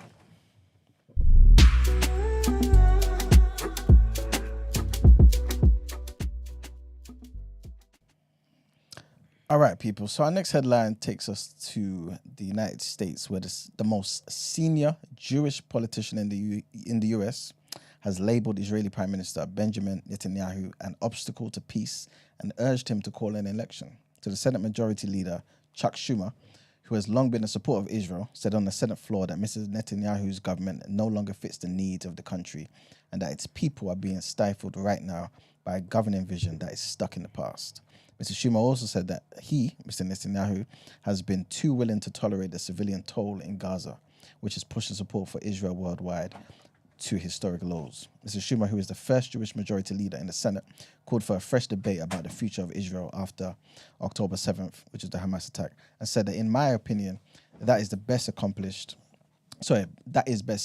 by holding an election. The senator's unusually direct warning also saw him appear to call for The senator's unusually direct warning also saw him appear to call for US support for Israel to come with conditions. Israel's next parliamentary elections are expected to take place in 2026, but obviously they could be sooner. Next headline also linked to that same thing, and apparently, according to a Holocaust survivor in Belgium, she said that she knows Jewish people who have packed their bags ready to flee amid a spike in antisemitism. So Regina King, who's 84, she's from Antwerp, says the incidents have rocketed since the outbreak of the latest conflict between Israel and Hamas. Authorities in the city, which has the largest Hasidic Jewish population in Europe, say that they received 90 reports of antisemitism in the first 6 weeks following the 7th of October Hamas attacks. So she was speaking and she said in Antwerp, the Jews are much more visible with these black coats and big hats, and bunches of boys go by and they just try to throw the hat on the floor, or when they drive with their bicycle, they try to push them from the bicycle. We really feel it. That is much, much worse than it was before. So Miss Slosny says that some people are so scared that they've packed their bags in case they have to flee. People who had family who didn't come from Auschwitz, they are very scared. They think it's going to start again. And our last headline takes us again to Haiti, where a powerful gang leader, Mr. Jimmy Barbecue, which we spoke about yesterday, has issued a threatening message aimed at political leaders who would participate in the planned transition council as fires broke out amid a fresh surge of violence in the Caribbean nation's capital. So the comments were from Mr. Barbecue, and they were recorded on Wednesday and distributed via a rambling 7-minute audio message widely shared on a Thursday morning on WhatsApp. So this apparently was doing all the rounds. And Mr. Cherizier, which is his government name, and I believe we mentioned yesterday, he used to be a police officer as well. Mm-hmm. So he said, "Don't you have any shame?" So this is what he was saying, directing his remarks at politicians who he said were looking to join the council. He also said, "You have taken the country where it is today. You have no idea what will happen. I would know if your kids are in Haiti, if your wives are in Haiti, if your husbands are in Haiti." This is obviously him sending an apparent threat, according to this article, to their families. If you're going to run the country, all your family ought to be there. In his remarks, Cherizier said the resignation of Henri was only a first step in the battle for the island nation of around 11 million.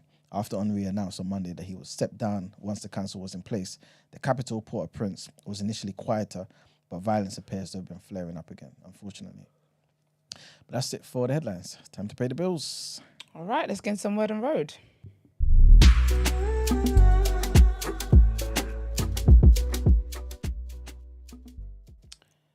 All right, light and breezy. There's a lot of tea to discuss today. Firstly, Joey, no, is it Joey? It is Joey. That's how she said it. No, it's Joy, not Joey. Joy, because she made a point to say it's Joy. Joie Chavis? No, that Bow Wow's, yeah. Joy. It's Joy, innit? Yeah. Yeah. So she's pregnant. She announced her pregnancy yesterday. Everyone's having babies. With whom? Sorry, because didn't she have her last baby with Future? I don't know. I haven't. So she's got a kid with Bow Wow And Future. But apparently, I'm seeing people. I haven't looked into who it is that is her man. But people are trying to say that it's like a Drea situation. Maybe there's something in water over in America where the women in their late 30s are doing what they're doing. But she posted on Instagram, just posted a picture of herself, really. Just posted a picture of herself. But yeah, if you don't know her, she's a dancer. I think she owns like a dance studio. She's a really good dancer and stuff like that. And yeah, so that's her situation. But also Kash Doll, love Kash Doll. She's also expecting a baby. She announced that yesterday. I think it was a birthday and she announced it. She said on Instagram, give me a second. She said, "It's my birthday and God blessed me with another one. This birthday is special because I'm sharing it with my last child. So no drinks, no snatch waste, no outside. But listen, yo, I'm so grateful and blessed to be in the position I'm in. I wouldn't trade my hand with no one." Here's the hashtags, right? Hashtag, my nigga not tired of fucking me. Hashtag, 27 weeks. Hashtag, June baby. Hashtag, let's praise the girl. Hashtag, to and through. Hashtag, it's my birthday. And then, of course, hashtag, Fenty ambassador. But congratulations to her. She had a baby not too long ago. I think her baby's like maybe 1. No, he's older than that. I think he's like 2. You think too? Yeah. I remember talking about it when I was on here. Oh, then he's big then. Yeah, I can't remember. But yeah, so basically, yeah, she's expecting her second child with her mans. Also, Regina King. Oh, I love Regina King, you know. There's just certain black women that are just in, like her, Viola Davis, Tracy Ellis. Well, her and Viola Davis, they're like mum, auntie figures. Mother hen. Very inspiring, all that kind of stuff. Tracy Ellis Ross inspiring, but because I want to live like that. Like she lives the life I want to live. Mind my business, being a nice auntie to nieces and nephews, traveling all over the world. Just greatness. But anyways, Regina King. So as I reported ages ago, actually, I don't know if I reported it, but basically she lost her son. Trigger warning. Give me a second. But so she lost her son sadly to suicide, and this is the first time she's spent time just grieving her. It's her only son. If you see her, you tend to see her son. He would have, go to award shows with her. They're very, very close. Very, very, very, very close. And she was on Good Morning America. And she was on Good Morning America to talk about an upcoming film she's got called Shirley. And she also talked about losing her son. That's the first time she's spoken about it. And actually the interviewer said after, so it was a Good Morning America interview, but when they cut back to the studio kind of thing. But she was saying how Regina actually told her, she saw her at the Oscars over the weekend, and she said, you know what, I am ready to talk about my son, but as in like a one and only time. It's not like this. And she was like, she doesn't want her son to be the poster for suicide or anything like that. So she's like, I'm going to talk about it, but that's it kind of thing. Because she said it's a journey for her. But she said some really, really amazing and like wise and profound things. That is just sometimes when you hear people that are grieving and the things that they say, it's just like, wow. Like I don't even like telling people that they're strong, but gosh, you are strong, man. But anyway, so she, the interviewer asked her what the last 2 years has been like for her. And she said she's a different person now than she was January the 19th, which was when he passed away 2 years ago. And she says, grief is a journey. I understand that. She says, grief is love that has no place to go. I have word. That is word. Because it's literally that. It's like you miss that person, you love that person, that you wish you could talk to them and stuff, but there's nowhere, you just have to live with that. So she said, grief is a journey. Grief is love that has no place to go, and we all handle it differently. She went on to say that January 19th is Ian's birthday. As we still process his physical absence, we celebrate his presence. She said, we are all in different places on the planet. So is Ian. His spirit is the thread that connects us. She said she'd like to speak to him in the present and not as a past, because she knows that he's always with her. She also said, what was it she said? She also, which was very interesting, and I think it was interesting because she said basically that she didn't refer to him as committing suicide. She said that he completed suicide. And she said also as well that she's had to come to understand that he didn't want to be here anymore. And I thought, wow, because obviously you always hear the narrative about like suicide being selfish. And honestly, back in my, before I grew, as in, you know, mentally grew and all that kind of stuff, I used to think that I had that mindset as well of like suicide is a very selfish act. But then I knew someone who committed suicide, and even before that, I'd kind of been seeing it differently because I just always thought about like, life is hard for everybody in different ways. But for it to be so hard that you just feel like, you know, I can't anymore. Yeah. I don't think it's a selfish thing. But yeah, so she basically said that she refers to it as him completing suicide. And she said that one of the things that she's had to make peace with is that he just didn't want to be here anymore. And she said they tried different things. Like she knew about his, you know, battle with mental health and stuff like that. I think it was depression. It was depression.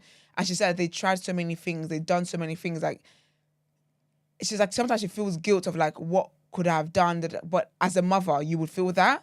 But then she just said she just had to accept that he just didn't want to be here anymore. And so she has to just accept that it was his decision and he made that decision. And that's just essentially that. So at the Oscars as well, she wore orange and she said that was his favorite color. So she wore that to kind of just have him with her. So they always went to the Oscars together.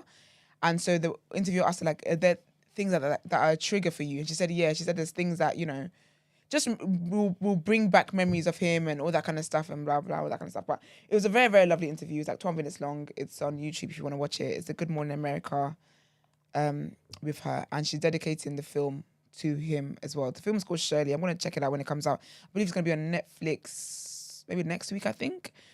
And yeah, it's about like an American figure. I actually wanted to Google it, but I got distracted. I forgot.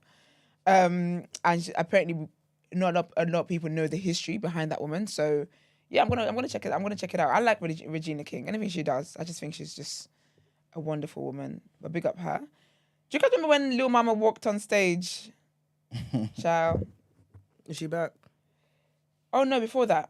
Like I'll say and then we'll talk about power. But yeah, so remember when she walked on stage with what's it called? Jay-Z and Beyonce. Not Beyonce, Alicia Keys. And Beyonce tried to pull her back. And she said, leave me alone. Basically, she was on a podcast. She was on a podcast and she basically was like reflecting on that situation. So that happened in 2009. And it was the MTV VMA, Video Music Awards.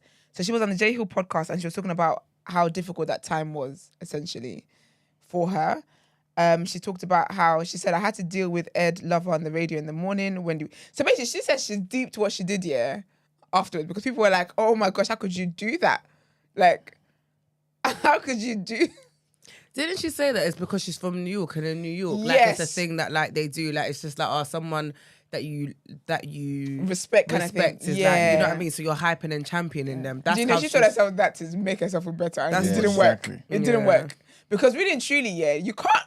Like, you can love the music, and apparently I didn't know actually that Jay-Z spoke out about it at the time on Angie Martinez's show, and he said that he was pissed off because he was like, as an artist, like we know how much work we put into performances and stuff. So he was like, the audacity for you to just come on stage and just be chilling here, like. And he was like, how he felt like it was for the New York song, innit? Yeah, it was Empire State of Mind. Yeah. And he was like, how he felt like she interrupted their moment, kind of thing. And I remember that was a big song. I was singing "What Dreams Are Made Of." I was feeling, I'm from here. There's no dreams made up in British culture. Do you get what I mean? It was a mighty song. And he actually said on the interview as well, he said that it's the same thing as when Kanye went on stage with Taylor Swift Award. But he said, I'm not a white girl from the countryside, so no one really cares. I didn't know he had said that. But yeah, so anyway, she was reflecting on that moment, right? And she said how when she came off, she deeped what because people were always like, oh my gosh, how could you do that? Da, da, da. So I feel like she was excited. And then when she came off stage, that post-nut clarity, she was like, whoa, buddy. So she said, I had to deal with Ed Lover on the radio in the morning, Wendy Williams. I wasn't watching Wendy back then. I know she would have had a field day with it. She said Angie Martinez, who talked to Jay, and he was just like, yeah, I didn't like it. He was so angry. I was just trying to do my best, everything I could, is what Lil Mama was saying. She also said after a while, I said to myself, forgive yourself, bro, move forward. She said, I was hurt, I was depressed, I was like, yo, what's going on? And then you got everybody telling you you're doing bad, people pointing at you, like, what did you do? Anyway, so eventually she realized how blessed she was. She said what helped her get through this was realizing that, okay, this is a problem, yeah, but it's a first world problem. The people that are dealing with real life situations. So she's going to have to get over it and whatnot. But she talked about, obviously, her mum passing away as well. She's dealt with a lot, man. She's going through a lot. Remember when she went on Breakfast Club and she cried and Charlamagne, oh, gosh. Charlamagne is actually... the rebrand, he can never slip back to his old ways. He just can't afford to do that. That was wild. But I think that's also what allowed him to get that big, though. What, Charlamagne? Yeah, like those key members of his personality. He was a terror. No, he was, but I feel like that was part of his brand. 100%. He couldn't have come on, mental health, love yourself, king. Nah. Yeah, like that's what got him to. Because remember 100%. Now, everything's a lot more PC now compared to before. Yes. So he could get away with that, which is why he's had to rebrand, because that's the whole fly right now. Because it's mad. Like and the thing is, with Charlamagne, yeah, like when you look at those interviews, because I like Charlamagne, I love Charlamagne, love Charlamagne, yeah. But when you look at like old clips, yeah, it's just so funny the way he just always sits there looking unimpressed, and then would just say something wild to them, and it's just like, yeah. Because even with obviously the Breakfast Club, because of that, they've unfortunately got this thing of like people don't want to go there because they're like, oh, you guys are gonna be. People are nervous to go in there. Even if you're the biggest star, you're nervous to go in there because you feel like you guys are gonna do something like cook me or make me feel good. Even Birdman, you know, everyone talks about the Birdman clip. Birdman didn't have a bass in his voice when he was when he was talking about If you listen carefully, yeah, he's nervous. You can hear the nervousness. His voice was cracked like he was gonna cry. Esther was never gonna do nothing. Esther, don't let him hear you say that. Birdman. With Tony Braxton. Excuse me, sir. We like Tony Braxton over here. You don't want to hear him come for you, partner. Partner?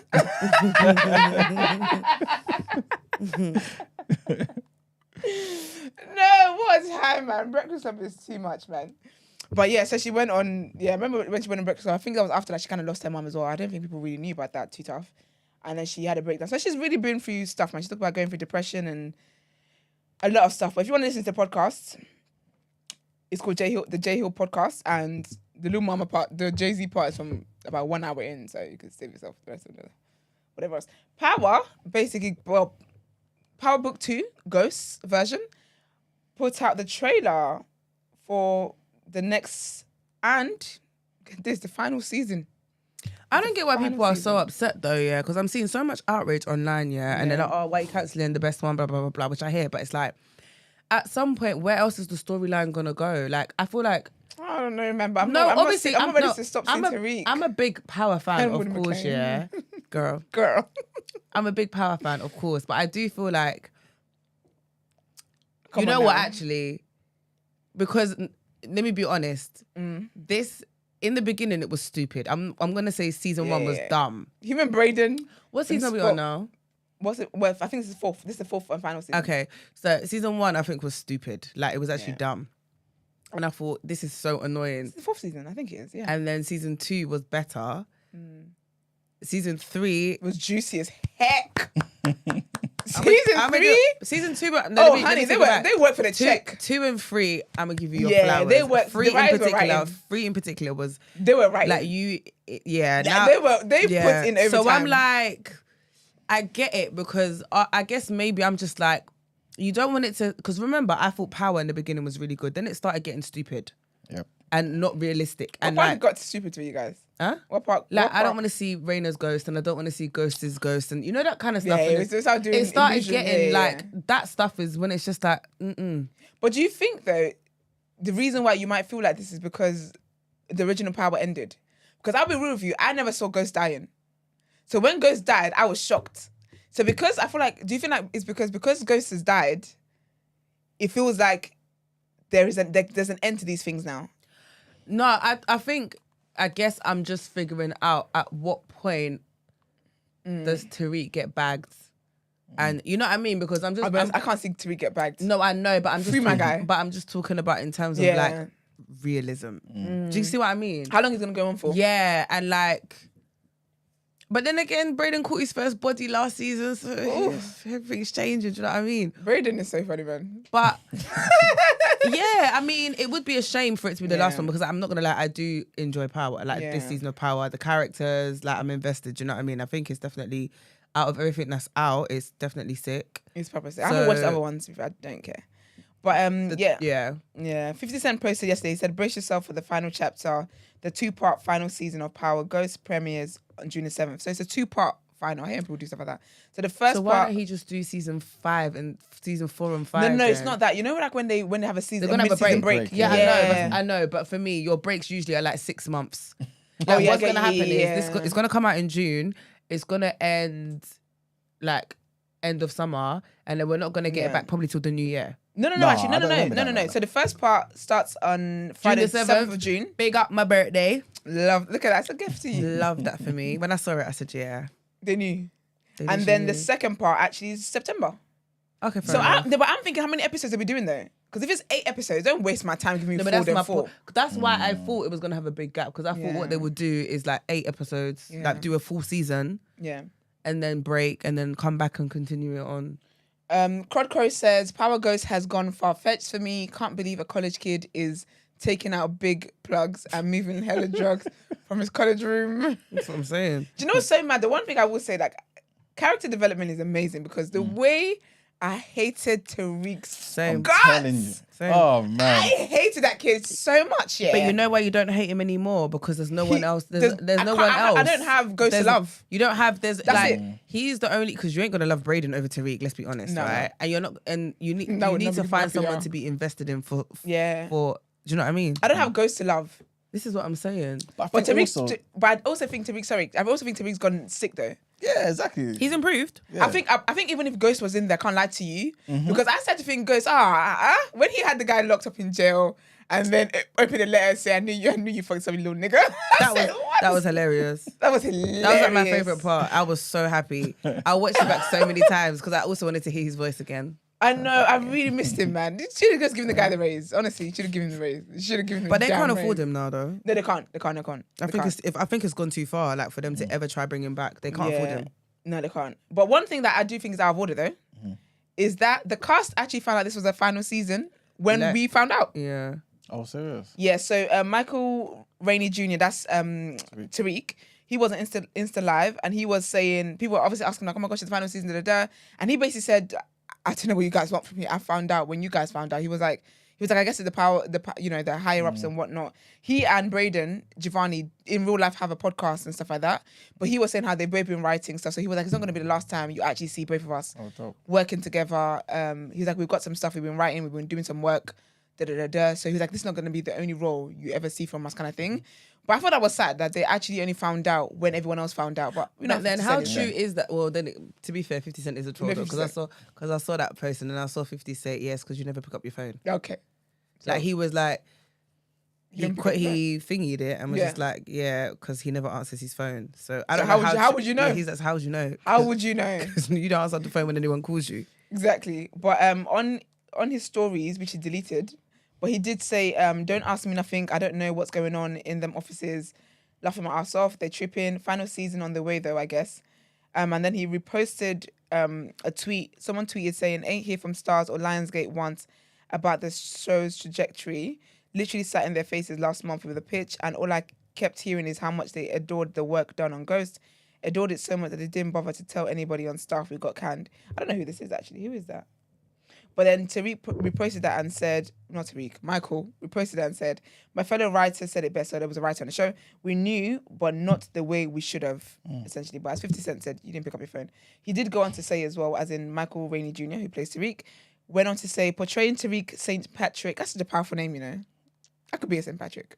That's very powerful. Says, portraying Tariq St. Patrick in the Power universe has been an incredible journey. Power has been an amazing platform, opening doors for young actors like myself, and I'm truly grateful for that. While the ending of Book 2 may feel abrupt and disappointing, I choose to view it as a stepping stone for many of us as we transition into the next chapter of our careers. Oh, great management. The PR manager said, hey, delete all that story stuff and put this message out. Wonderful scenes. So basically this morning, obviously, it's been trending and whatnot. Then I saw people were talking about, obviously people were reminiscing their favourite scenes and whatnot. Then while I was watching it, I forgot Zeke existed. And that's Brent. I was laughing from the depth of my spirit. I couldn't watch more than 10 seconds of this guy. Because it was basically, I can't remember what was going on. It was when Lorenzo came out of jail and whatnot, and they were talking about people that was going on or whatever, and they were talking about taking out one of his friends, innit? They might have to kill one of his friends. And he's sitting there like, you gonna take out one of my friends? What did he do? I said, oh my gosh! Who casted this guy? And then to come and find out he was meant to be Zeke. And they come and find out he was meant to be, what was he meant to be, 16? Can you imagine? Oh, it pissed me off.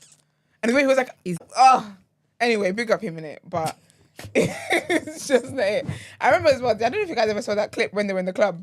Him, Braden, Woody McLean, and Tariq were in the real life club, yeah? And he's just moving, and like the way he's moving, it's just like, you are actually Zeke. You're not acting. That's you. Anyway, yeah. But in also good news for some of y'all won. Vybz Kartel is a free man, child. He's a free man. Free the world, boss. He's freed. He's freed.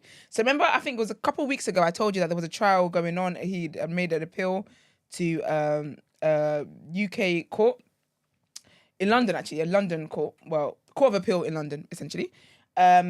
Basically to look into his situation. I just knew that he was convicted of murder in it. But if you don't know, he is the T on said murder. So basically, apparently, right, this happened he's been jailed since 2011, and this was over the disappearance of his associate Clive Lizard Williams, whose body has never been found. I didn't know he was convicted of murder with no body, but I mean, people can be, because sometimes people do things like that. But anyway, so him and 3 other guys were basically convicted after the disappearance of this associate, and it was a 64-day trial in Jamaica, and yeah, he was jailed for life with a minimum of 35 years. But yeah, basically last month he and his co-defendants decided to launch an appeal to the Privy Council. And basically what happened during the original trial was that there was a juror on the trial who was trying to bribe all the other jurors to make it, to get rid of the not guilty verdict, essentially. So that was actually brought to the attention of the judge at the time. And the judge at the time, there was 11 of them, right? But then, because someone else had been discharged earlier for other reasons. And basically, the judge had to decide whether he was going to go on with the case with 11 jurors, including the one that he knows has tried to bribe everybody else to get a guilty verdict, or whether he was going to discharge them completely because he wouldn't have been able to continue with 10 jurors, essentially. And the judge decided that, you know what? Even though I know that one of you tried to bribe the rest of you to make sure these people go to jail, I'm going to go ahead anyway. And guess what? They've got a guilty verdict, and Vybz Kartel and his little friends have been in jail ever since. But basically, they've had that overturned. So the Court of Appeal looked at it and said that essentially it wasn't a fair trial and da-da-da-da. And so, yeah. So basically, they've done that.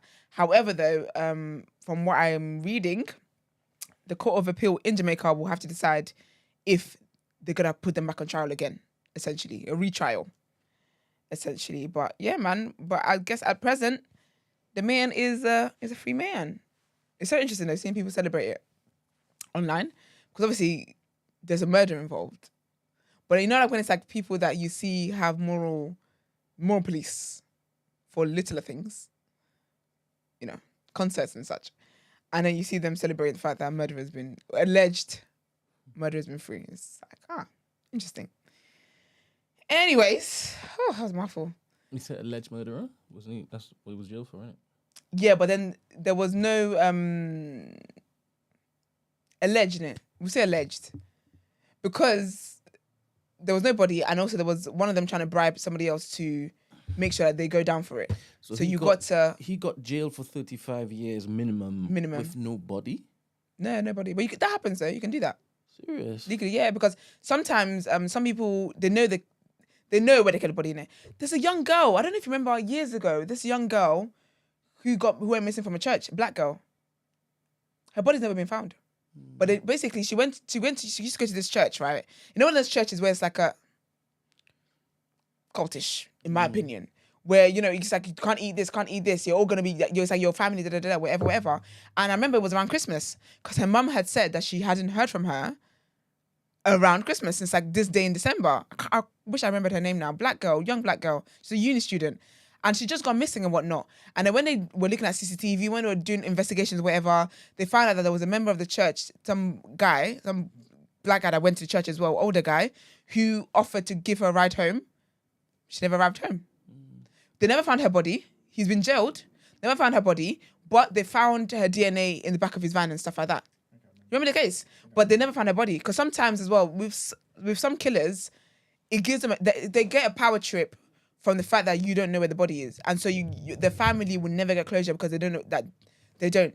So sometimes with serial killers, when they do their parole and stuff, like, we know you did it. You know you did it. But they will never ever, sometimes they will admit that they did it. They'll be like, yeah, I killed the person. They'll be like, where's the body? They'll be like, no, I'm not telling you. And they would die not telling them because it gives them this weird power thing. So yeah, you can't be convicted of murder if you don't find the body. Was the guy the pastor? I don't know, you know. I don't think he was a pastor. I think he was just a member of the church as well. Okay. But yeah, that was a very, very, very sad. She was 19. I think she was 19 or something crazy like that, but she was a uni student. And her mum just hadn't heard from her. And her mum was like, yeah, she's been going to this church and da-da-da. Like, she's been really, like, immersed in the church and da-da-da-da and whatever else. I really wish I remember her name. Very young girl. But, yeah, she just went missing and that was just that, unfortunately. So, yeah, you can be convicted without that, but it'd be interesting anyway. It'd be so interesting if people are out here, if we, like, releases tour dates. Do you reckon they can do the O2? Sell out the O2? Because I'll be honest with you, all I've ever heard, because I didn't know about Bashment until I came to this country. Because we don't listen to Bashment in Nigeria, for obvious reasons. So I didn't know about Bashment until I came here. And then when I came here, I heard people talking about Vibes Cartel. And the way I've heard people writing for Vibes Cartel, if you lot do not make that man sell out, phonies, the lot of yous. No, her name was not Blessing. Sorry, that's another girl. That's another girl that... You mean the other girl? Sorry, this is so triggering. But the other black girl that was doing a nursing placement, and then they found her in the beach, and she was on the phone to her boyfriend. Yeah. Oh yeah. And it was never explained how she died. Yeah. So sad, man. Anyways, but yeah, that's it for me. Let's get into people's journal, please.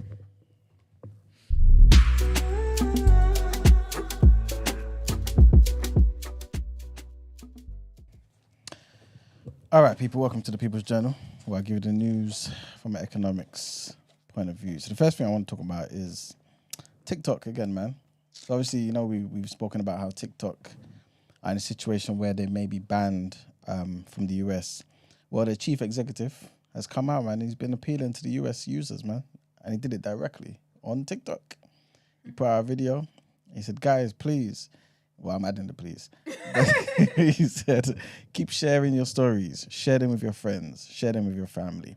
Share them with your senators. For those who don't know why he's doing this, basically, the users have been campaigning to stop this bill that Joe Biden said he's going to pass. He's going to sign that basically bans TikTok from being used, from being in the US. They're basically asking ByteDance, who owns them, to divest, right? So they want it to be owned by another company for it to remain in the USA, or basically be completely banned. They already stopped government phones or government staff from using TikTok on their government phones and whatnot. But yeah, they've taken the step forward to basically say, yo, that's it. I'm not. We don't want this anymore. Biden already kind of intimated earlier this week that, you know what, if the House of Representatives vote in favor of this, I will sign it. So it looks like it's definitely going to happen. I believe they've given him 6 months. I'm not too sure, or it will be 6 months once the bill passes. But yeah, man, TikTok, in order to stay, like I said, they'll need to separate from ByteDance within 6 months, or they're going to be banned officially in the US. Next thing I wanted to mention is, so there's where is this? I'm not too sure if you guys, you know, buy from McDonald's and whatnot, but apparently McDonald's is having a problem with their software. So stores in the UK, Japan, Australia, New Zealand, Hong Kong, there's loads of technical difficulties, man. People are basically trying to order stuff, and apparently you can order on the app, but all the local McDonald's apparently are closed. So there's a lot of nonsense going on, basically. So a lot of the McDonald's in particular countries, like in Japan, they've stopped all operations at most of their they've got 3,000 stores in Japan, right? And they basically stopped this because obviously they're thinking there's too much system disruption. We can't continue. Next thing I wanted to mention is, and this is annoying to me. It is really annoying to me. Listen, I got robbed.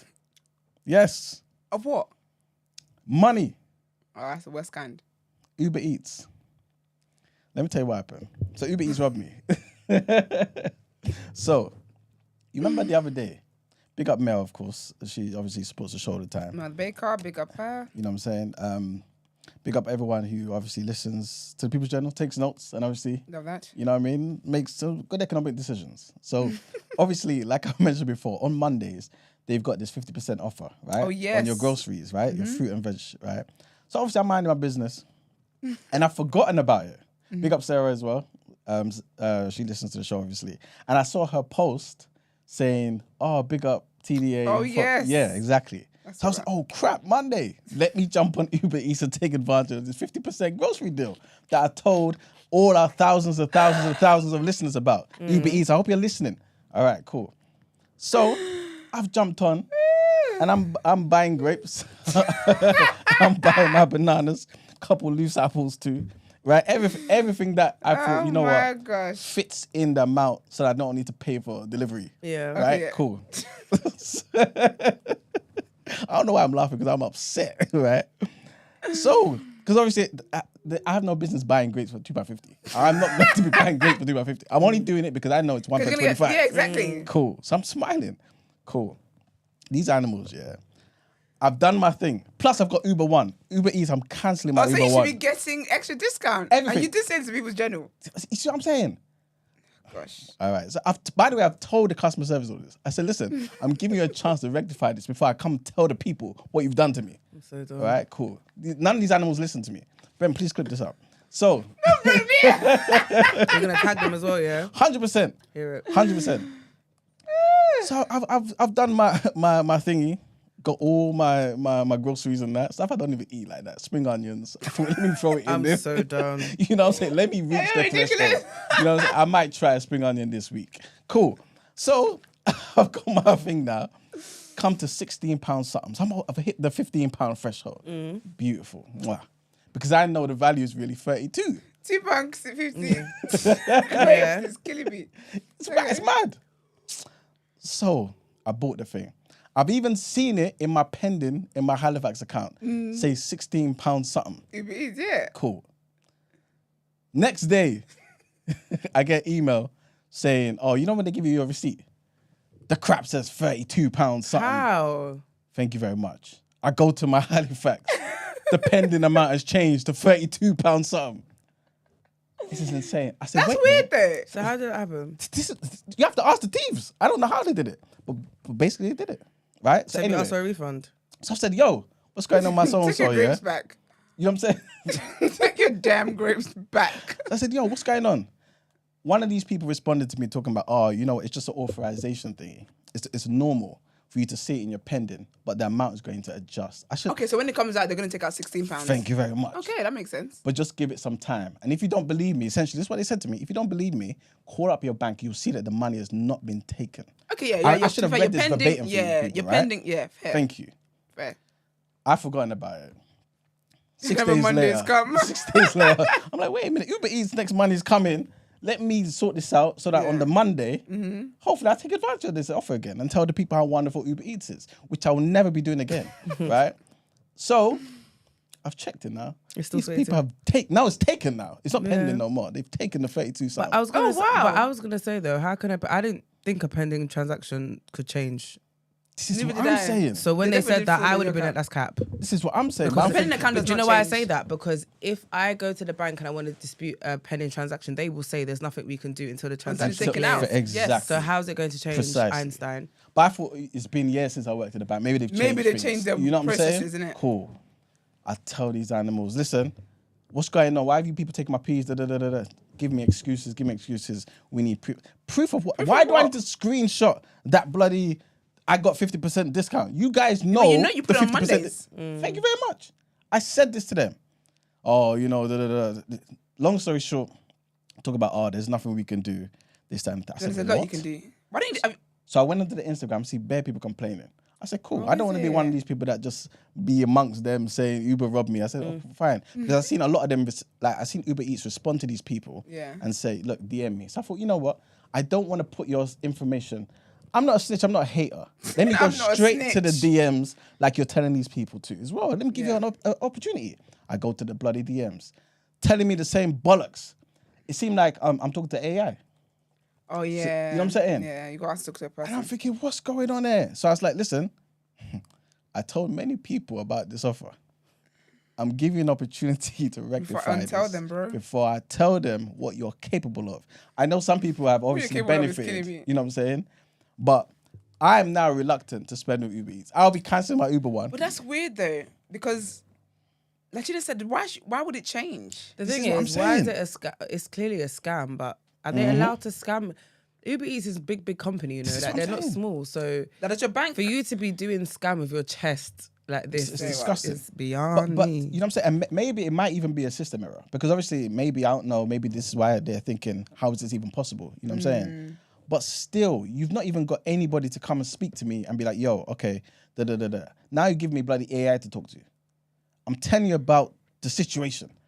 I'm even sent you a bloody picture of the receipt. About real life money, you're giving me. You know what I'm saying? All types of nonsense. So yeah, long story short, guys, if you still want to take advantage of the offer, understand that you may be dealing with thieves. You may be robbed. You know what I'm saying? You may be dealing with thieves who don't give a damn about your life and your welfare.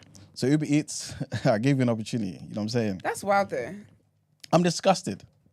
I'm so petty though. I would get my bank to prove that the pending changed. I'm going to my bank to get my money back. All of the whole £32. Yeah, I would, because that's very cheeky. I don't like 100%. cheekiness. And then try and justify 100%. your cheekiness with me as well. Don't be silly. It's a damn shame. I heard Nas, Brent, am I right in saying Nas is a stakeholder in Uber? It's one of the reasons why I was reluctant, because I love Nas, man. I think he was. I would knock it off. Yeah, Wasn't man, big up Nas. Man. Yeah, I think so. investor? Like Uber and Ring. Nas is a great investor, you know. Yeah, man. But you people are just, you're mocking the whole type situation. Yeah, that's how I'm not gonna lie to take advantage of black people. You know what I'm saying? So yes, our audience is majority black. So yes, they'll be listening. They took advantage of your Monday's so-called special offer, but it's a special robbery. So you know what I'm saying? Did it in broad daylight. He's a special kind of. robbery, You that's know what I'm so saying? funny. So yeah. Imagine they basically robbed you of your own consent. That's what I'm saying. Wild. That's what I'm saying. That ain't it. See, I'll be going to my bank as well. And if my bank doesn't do the right thing, I'll come on here and talk about the bank as well. So listen, I'm don't telling you. let me start speaking about Barclays. Don't let me open my mouth, because listen, if by next month those funds are not in my account, then I'm gonna have to speak. I'm just being very quiet. I'm trying to let the dust settle. I'm not trying to move irrational. This is it. I'm leaving it to God, because I'm telling you, I will drag them by their singlet. No, literally, and I will cancel. I will literally have to cancel all my dealings with them and have to move over to another, because as my bank, I'm sorry, but you're meant to protect me. Yeah. And if you have allowed someone to commit fraud on my account and still hold me liable, Can you imagine? I don't understand. Can you imagine? Like literally. And I don't even get the back and forths that I'm doing with you. It's even giving me high blood pressure. It's giving me grey hairs. It's a damn shame. You people are taking advantage of good people, man. God damn it. Anyway, so next thing, another set of people who are taking advantage of good people. Oh gosh. And Esther, this one as well, you may feel particularly hard done by. RAF, you know RAF? Yes, RAF, the curry people. Thank you very much. RAF. So they, sorry, not RAF, RAC. Thank you for understanding what I meant. Yeah, because RAF are the army people. Yeah, the army people. Yeah, the army people. RAC, yeah. It's the Uber Eats, man. They just bamboozled me, man. Anyway, so apparently they had a study commissioned, and guess what it's shown? That nearly every single yellow box junction of 100 that they analysed in London and in Cardiff is bigger than it needs to be. Of course it is. Sometimes it's wider than the road. Sometimes sometimes say you're turning to a road, it's because ideally a box should be the width and the breadth of the lanes, right? Yep. sometimes it's spilling over. So while I'm waiting to make a right, I'm having to cause traffic. Because the less 1 centimeter of my tire being there, and I get a ticket. Exactly. Oh no, I'm still waiting for a reply from the yellow box at the train I was in. Exactly. I'm going to court. Exactly. That one if I have to go to court. It's disgusting. Hell no. Before we continue, Nas wasn't an early investor. I think Uber Eats responded. Okay, was it? Okay. No, these are some of them. That Nas is investor. That his Queensbridge venture capital fund. Okay, Dropbox, Lyft. I know he's done Ring Doorbell. GA? What's GA? General Assembly. Tilt. Robin Hood. Okay. Robin Hood. Casper. Genius. Okay. Dope. Oh, that's it. Yeah. Well, I'm sure he's That's done sick. Ring as well. There's over 100 that he's invested. Oh, really? That's amazing, though. Big up So Nas, man. But yeah, man, apparently the average box was 50% bigger. 50%. 50%. That's... Than it needed to be to prevent vehicles from blocking the path of, crossing traffic and stuff. 50%. This is what I'm saying. This is that's what I'm talking disgusting, about. man. Because sometimes you're trying to turn, but you can't, and then you're blocking traffic. People are beeping. You know what I mean? I don't hear beeps because I'm not gonna get a ticket. When I get a ticket, we're not paying it together. So you can beep from here to Timbuktu. That's your business. I grew up in Nigeria where all they do is beep. So that's your business. But it's crazy. It's a scam. Yeah, it is. It's disgusting, man. And I bet the people that have gotten tickets for that are still gonna have to pay those tickets. Oh, 100%. 100%. Scammers. Apparently, more than half were found to not be under traffic light control and could easily be converted to keep clear markings. So instead of having that bloody box, just put keep clear and it'll be fine. And people were clear. Which will obviously serve the same purpose without the risk of obviously drivers having to pay fines and stuff. It's disgusting, man, what these people are doing, man. Second by it all. There isn't much else that I want to talk about, to be fair. So I guess I can wrap it up there, man. Yeah. So yeah, that's it for the People's Journal, guys. Nice. Let's get into Sis. What would you do?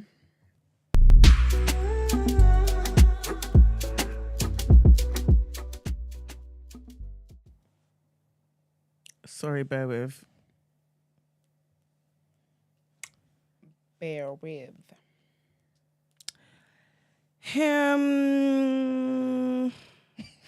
Gina. I said bear with, innit? I was expecting you to just talk in the background and then she just said bear with and I thought, ma'am, it's Give fine, me a I'm bit here. more. Do you know what I mean? Hello? Hi. Okay. Are you playing music? Just in between. Well, ambiance. Oh, thank you so much, but I'm ready. So it's okay, thank you. Hi, You got team. amen to rap. Sorry. Now everyone's got something to say. So Sorry. I'm saying. Sorry, girl. Hi team, love listening to you every day. One day I wish I can be a part of the live morning crew. I know Fridays are Sis, what would you do days, but I'd like everyone's advice on this one. I feel so uninspired in my 9-to-5 job. I feel like a zombie. It is absolutely soulless. I have a side hustle that I've been pursuing for two years now that brings me joy, but I'm not making enough headway with it to leave my full-time job. But sometimes I think it's because I haven't taken the leap to quit my 9-to-5 and focus solely on my passion. I want to know about you guys. Did you ever quit a 9-to-5 to focus on your side hustle or something that fulfilled you, and what kept you going with it until it succeeded? Love you guys so much, and I hope you have a wonderful weekend. Oh, babes. Not all at once. I think it's so weird. Like I feel like the culture, well, in this country anyway, at least, is like doing jobs that you don't like. It's like being in a routine, like a soulless routine, just doing the same thing, doesn't bring you any joy, anything. Like you hate your job. A lot of people hate their jobs, but then you just keep going. First of all, well done on having a side hustle that you've been doing for 2 years. Sure. That's big. No. But no, to answer your question, no. I haven't quit. I still work full time whilst doing TDA, whilst doing everything else that I do. So no, I'm not at that position yet of quitting. Trust me. I think I have one toe left in, if anything. But I'm nearly there. But my advice would be that sometimes you do need to, I think it depends how you're looking at it. Because this is something that I can't remember what it was. But basically, if you've got your side hustle, if you're not pouring so much into your side hustle because you got the comfort blanket of your 9-to-5, then maybe quitting your 9-to-5 and putting yourself solely into your side hustle is what will take it to the next level. Mm-hmm. But that's if you're thinking like that. That's not my thinking. Do you get me? So I can't just up and quit one thing because I'm not leaning on it for comfort. That makes sense?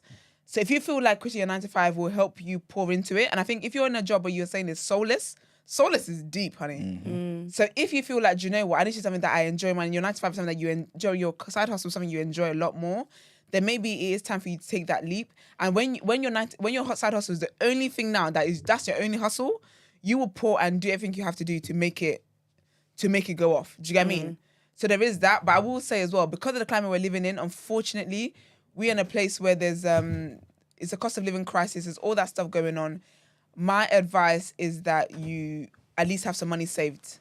Do you mean at least have some money saved so that it's not just have some money saved. Yeah. But if you've been in your side hustle for 2 years, you must be making some kind of income from that. I think quitting could be the right step for you, because I'm also very pro, if a job is getting in the way of your mental health, honey, quit that. Like I feel like your mental health matters a lot.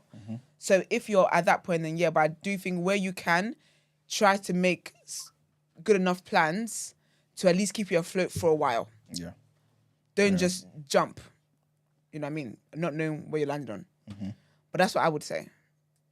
Yeah, I pretty much agree with you, man. But I think you got to ask yourself, if you was going to do your side hustle full time, essentially, could it make that amount of money that you want it to be able to be the only thing you're doing? Yeah. Number one. Number two, I think if you're not ready to make that leap, maybe try and, like I was saying, set yourself a goal of, okay, you know what, by this particular time, I'm going to make sure I'm going to get certain things in place and then make that leap.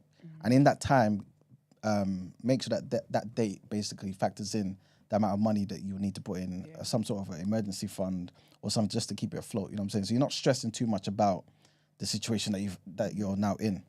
100%. Obviously, it depends on your responsibilities. If you've got kids, if you've got stuff like that. But if you're young and you haven't, I think this is probably the best time to do this type of stuff, because I don't ever like to think just in case. I just don't like to think that way. But I know everyone's different, and you have to have that level of faith in it. So if you don't have that level of faith to be like, okay, cool, I know that whatever happens will be like the best thing that happens for me. Then make sure you plan, like I said, but just make sure you got certain things in place to fall back on. You know what I'm saying? Yeah. And I feel like part of the planning even as well is like, say for example, you're a young person and you live on your own or whatever, maybe look at even kind of see where you can kind of cut your usual costs until it is that you're in a place now where you can comfortably afford the things that you afford, if that makes sense. Yeah. But yeah. Also potentially, maybe if you've got a certain amount of holiday, maybe kind of book off a certain amount of time so you don't have to think about work. And then say, you know, I'm going to go hard for like a month, 3 weeks, just do my side hustle and see what that yields in it. And then you kind of get a gauge of, okay, cool, this is what my, you know what I mean, my 3 weeks or my month of doing this alone with nothing else bothering me during my 9 to 5 hours looks like. You know what I'm saying? Just so you can get a good idea. You know what I mean? Or even like the research for if you do make that transition to doing your side hustle full time. Yeah. Yeah. Do you know, Brent? I think as someone who has done what she's talking about, this is the route that I went down. So my job became soulless. So I completely get where she's coming from. Yeah. But I wasn't ready to quit my 9 to 5. So I got a new job. Okay. But I was just still saving and still pursuing my side hustle on the side, right? Yeah. So then I got in that new job, and I was only meant to be there for a year. A year turned into 3. And it was because I was battling with fear and faith, I guess, in terms of confidence to leave. But it did get to that point where all I lived and breathed was my side passion, right? And I really wanted it to be my everyday thing. Yeah. So then what I did was I started planning for that moment. So I started saving. And I had a financial goal in mind. And I said to myself, when I hit that financial goal, then I'm going to quit. And then I got to that point, hit the financial goal, and still didn't quit because, again, I'm operating out of fear. Yeah. But then I'd say the time between me hitting the financial goal and me quitting was probably like about 2 months. So it wasn't like that. Okay, it wasn't that long. And I always knew that I wanted to do it, but it was just, I was operating in a space of fear. But then eventually I did do it. And my goal was basically, if I can support myself for the next year financially, in terms of like rent, bills, everything is covered. If my business does not generate me any income over the next year, it doesn't matter because I'm still good. Yeah. That was my thinking. Do you get what I mean? So I needed to save enough money to be able to support myself and live comfortably.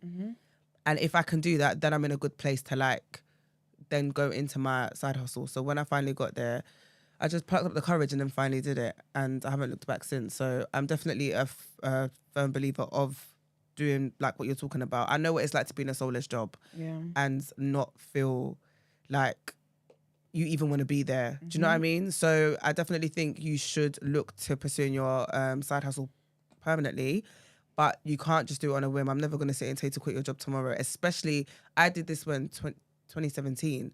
Life is so different now. Life is so much more expensive. And with the state of the world at the minute, I think you need to make sure that financially you are good. You're good, yeah. And also know that when you are quitting your 9 to 5, you need to replace your 9 to 5 with your side hustle. So you need to operate your side hustle as your 9 to 5. Yeah, exactly. Don't operate as your side hustle, because that's, again, one thing that I did. When I quit my 9 to 5, I was still dealing like it was my side hustle. And then I got a like harsh wake-up call and thought, hold on a minute. Again, I don't have the comfortability of getting the solid paycheck that I'm getting. And what I'm doing as my side hustle is not bringing in the same money I was getting from my 9 to 5. So I had to wake up and be like, hold on. The same amount of time, energy, like the same way you wake up in the morning at a certain time and you show up for your job, why are you having a lie-in? Like, wake up and show up for your job. Do you get what I mean? So just make sure that mentally you put yourself in the right position. And it's not, and yes, you don't like the job that you're in now, and yes, you want to pursue your side hustle, but just make sure that you cover all bases and that you're ready for it. But you can do it. Definitely you can do it, because if I can do it, anybody else can do it. And I'm a coward. So, no, but I know what I mean. Like, anybody who knows me knows, like, I operate in fear, but I'm also team feel the fear and do it anyway. So if I can do it, then anybody can do it. So, yeah. Brandon, have you got anything else? Yeah, it's so powerful. Imagine Gina, just Jean, saying that. Oh, can you imagine? She's a coward. Stop it. That's a testimony, though, to be honest. It is a testimony, there are many people out there who have no clue that you're walking around with that particular mindset. Oh, y'all don't know, boy. I need, it's okay. crazy. Ma'am. Okay, ma'am. If I see You're something else, you know. You're actually something else. Do you know what I love? Do you know why I love me? Yeah, because I'm two different people, and it's so amazing that the version people see is completely Sometimes that's all people different. need to see, though. No, it's jokes. You give them man. just enough. Behind closed doors, you lot would be so rattled. But here we are. Boy. But yeah, man. All right. You're not giving enough advice, to be honest. All right, cool. That's good. Wonderful, wonderful. Let's get into our last headlines for today.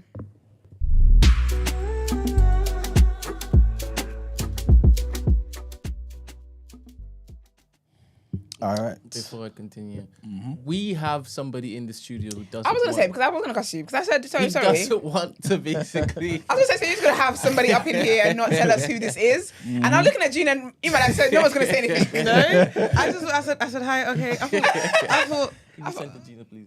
Yes, of course I can. I haven't moved. I need you all to have some context of this infamous. On this person. guy. Okay, Yeah, let's do it. yeah. He has a So- beard, guys. He has a beard. You all know that. If you learn from me and Gina, honey, that's important. Strong. I love a beard, honey. You see the jingle? The what? Oh, yeah. That's Transition. Oh, is Shut up. it? This is him. This is David. It's the infamous David. And Oh. he's the one who broke the Amalay story. Oh, is it? Yeah. So you broke up a relationship. That's what I'm doing. you didn't break a story. You broke up a happy home. Well, actually, the house was. You did a good thing for that black man. For that black man. Amen. There's so many things I can say about this guy, but I'll be here all bloody day. But That's sweet, man. see how easy he's here and he has the new black John. Yeah. This I guy. clocked that as well. When I said, oh, okay. yeah. And then you were just quiet. I said, okay. Yeah. Oh, it was nice to meet you. Big up you. Sorry, Manuel. So why is he here? Oh, Nah. he came to one collect some merchandise, but also to check in. Oh, that's so sweet. Oh, okay. You're trying to get me on the mic for time. No, because do you know why I'm saying that? Because I saw him say to you, "Oh, you can sit there. There's no cameras." Yeah, no, you didn't. I thought you were like a guest, so that's why I was like, "What?" Do you know? I didn't mean in a rude like, "Why you here?" But then, sorry. We're here now. I just appreciate the showiness. I just love to see you guys. Oh, so you don't want to come on the show? You don't like us? Remember we talked the other day about a certain stylist. Oh, Yeah. don't do this, man. Yeah, wait, No. I'm talking in code. I'm talking in code right now. do this. I'm talking in Man, code. you know it's about Is that what you want me in the mic? No. Nah, I'm not doing it. I'm Now, not the doing it. toss, each time I hear David's name, I always think about that thing. Oh, I get it. Yeah. Okay. Yeah. I can't, Brent, you know I can't do that. I hear that. This guy is so talented, man. And he does, you do the music full time now, right? Essentially. Okay, Yeah. what kind of music? Production, Afro, live performance. Okay, sick. Oh, sick. I was gonna Yeah, say, exactly, man. because you know what's funny? When I asked it, I clocked that people can't hear your answer, so I was gonna Yeah. repeat it. But then you gave a won't list, put and the I couldn't. camera I on. said no. I won't put a camera on. No, you. he's Just trustworthy voice. like that. He respects you. Yeah. All right, sick. I won't put the camera on. Okay. I thought they were gonna catch a glimpse of you as you're walking past. I'm not Brent, innit? I don't mind. Yeah, so like, I don't think I can hear the mic. Wait, put the mic closer. Oh, sorry. closer? Hold up. No, I don't think so. Hold up. A second, yeah. No, No. he's gonna It's fix just the pump and father wasn't in today. No. I know Slander's like, it's fine in this Yeah. show, I don't He said, even "What? whisper. Sorry, wait a minute. Excuse me." Yeah, we used to talk. He said, "I know slander is fine on this show. You know, we don't have a good breakfast." And we were cussing in the Breakfast Club. Imagine. Okay, let me call it honestly, not slander. Yeah, I mean slander runs too. Okay. Slander runs, depending on who's being slandered. Okay. We're all fighting slander. We just don't want the slander to be at us. It's a different. Yeah, I hear. But yeah. No, he wasn't meant to be here today. We got Marks. But how long does it take to connect the mic? It's on now. Oh, it's on. Oh, it's yeah? on. Oh, okay, yeah. Cool. So we live. So So what genre of music do you do? So mainly Afro beats. Okay. So I do live performances, tours, etc. Sick. Gospel, which is the main. Oh, praise so. Jesus. Won't he do it? Yeah, literally. Yeah, just came from the event last night. So Love it. Yeah. So those are the main two. So Yeah, you the that- artist or No, I'm the musician. So I'm a guitarist now mainly. Okay. But keys, production, etc. are you good at playing the guitar though? I mean, I'm touring. I'm up. I mean, they're paying me to Hey, travel everyone's touring countries. these So days. I hate. Yeah, I play in. Yeah. But That's really I'm good enough good. to travel. So Oh, that's amazing. yeah. Oh, that's really cool. Love that. Yeah, Plays and keys as well. yeah. But you know we don't have to go out pianists. And he does the drums. Pianists that love the Exactly. He does everything. I That's produce bare everything. things, man. He Yeah, just doesn't. Yeah. That's he's really just cool. Yeah, he humble doesn't guy. shout out about it. I'm like you rapping, but not This rapping. guy. The people don't know. They Now don't. they know. Oh, get over Brent it. makes You sure they need to knew. get over yourself. That's really cool. How long have you been doing this for? Since I was 10. Like, Really? it's been Oh, my wow. life. Yeah, literally. Yeah. That's so amazing. That's so cool. yeah, Definitely play yeah. drums in church, boy. Yeah, were you playing drums? You play things When with did you drums. play In the past, but Don't say I'm piano. mostly a keyboardist. Oh. Wait. No. Can we? The pianist. Oh, you Church, did? That's what she's. No, I didn't. And what happened? I dated another equipment. Oh yeah, she dated some Hey. I said she dated But one what's it? celebrity's Oh, yeah. one celebrity's Yeah. Something. Yeah, Okay. something. It didn't. She chopped breakfast. That's why she's. No, I didn't, Oh, you know. okay. I thought No, that's I why. didn't. No, people try to convince me. See, when I tell people I know what I know in it, I walked in from the situation. I said, "This is not for me, y'all." But the people around me tried to say to me, "Oh, I think you're making a mistake." But I knew what the Lord was telling me. I said, "Nah, God is saying no." Lo and behold, it was a no, honey. But no, it's just there's a thing with piano keyboard players in church. Okay, what is the thing? It's not good PR. Okay, really? You guys Why is not that? got- Why y'all is ain't that? got good PR. They're just because I'm just like you should be playing the piano, worshiping the Lord, Mm-hmm. but they use that as like time to be eyeing up the babes in the church. And then like I'm not saying this is me or anything, but they're kind of the best liars in the church as well. One thing I say, the Lord's Prayer says, "Lead me not into temptation," Hey. which means we are all subject. Do you First get of all, what I'm you should be saying? looking at your keys to what lead me no temptation. Excuse me. So if everybody's looking one way, I say like you're facing the Lord, but you're also facing the front. Me too. I'm looking another way. But you're scanning. You're not But- just facing, baby.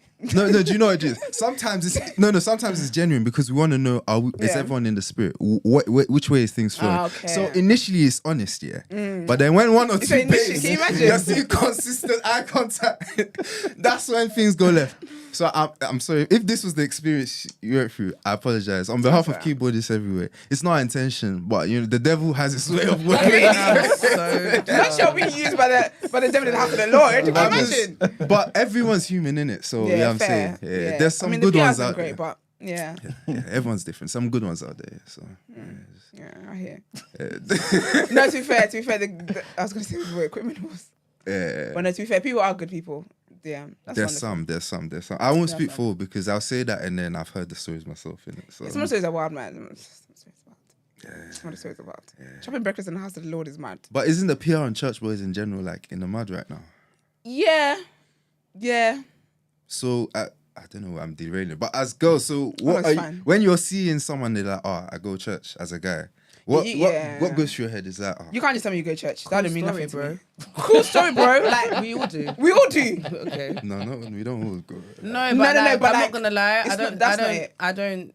It don't mean anything to me. It doesn't carry. It doesn't hold the weight you think it does. To me, I go to work. That's good. A lot of people do. Like it doesn't hold weight. I think sometimes they say it as if like, okay, discuss. No, it doesn't hold that much weight. Okay, so you have to let me know you're walking with the Lord. You got a relationship with the Lord. That kind of vibe. Pow Wow says he's also a musician. He says, Brent, can you ask him what DAW he used to make the jingle, please? First of all, he's trying to steal our tune. Let me out here, Pow Wow, play this at festivals. No, that's just the program, innit? He can't. Okay, right. The idea is separate. So I use Logic Pro. Okay. Yeah, to make it. Yeah. Okay. Yeah. So there you go. It doesn't mean anything to most people, but Logic Pro. Yeah, it doesn't mean nothing to me, boy. Okay, fair enough. But it's nice to know. I never actually knew. To be honest, I thought Brent did the music. So. Oh, this is. I'd never heard the credit given. No. I'm saying. Do you do other music, Brent? Like. Yeah, but they know that. I'm not a. Yeah. No. It's just I haven't heard a lot of it. Yeah, because I've been busy.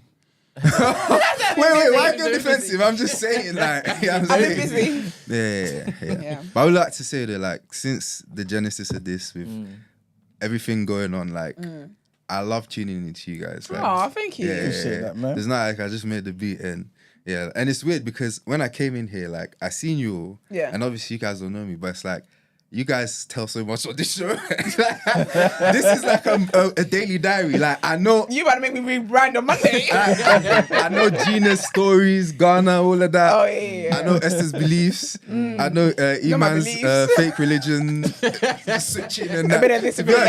Iman the most... I really... You guys have been so nice to this guy.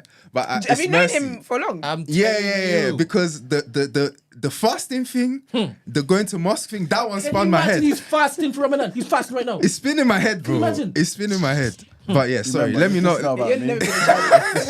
Right now, I'm still suffering from what Uber Eats did to me. So Can I be honest? How do you not know that wasn't your karma? How do you not know that wasn't your karma? You can't serve two masters, bro. Pick a damn side. Preacher. Right. Preacher. That's a true story. And I'm about to drop mic, exit stage left of the toilet. Let that marinate. That'll do it. That'll do it, child. That'll do it. Yeah. Okay. How long have you known Brent for? I want to say like over 10 years. When did you guys meet? Church? No. Youth. Yeah. Okay. Like youth from your church?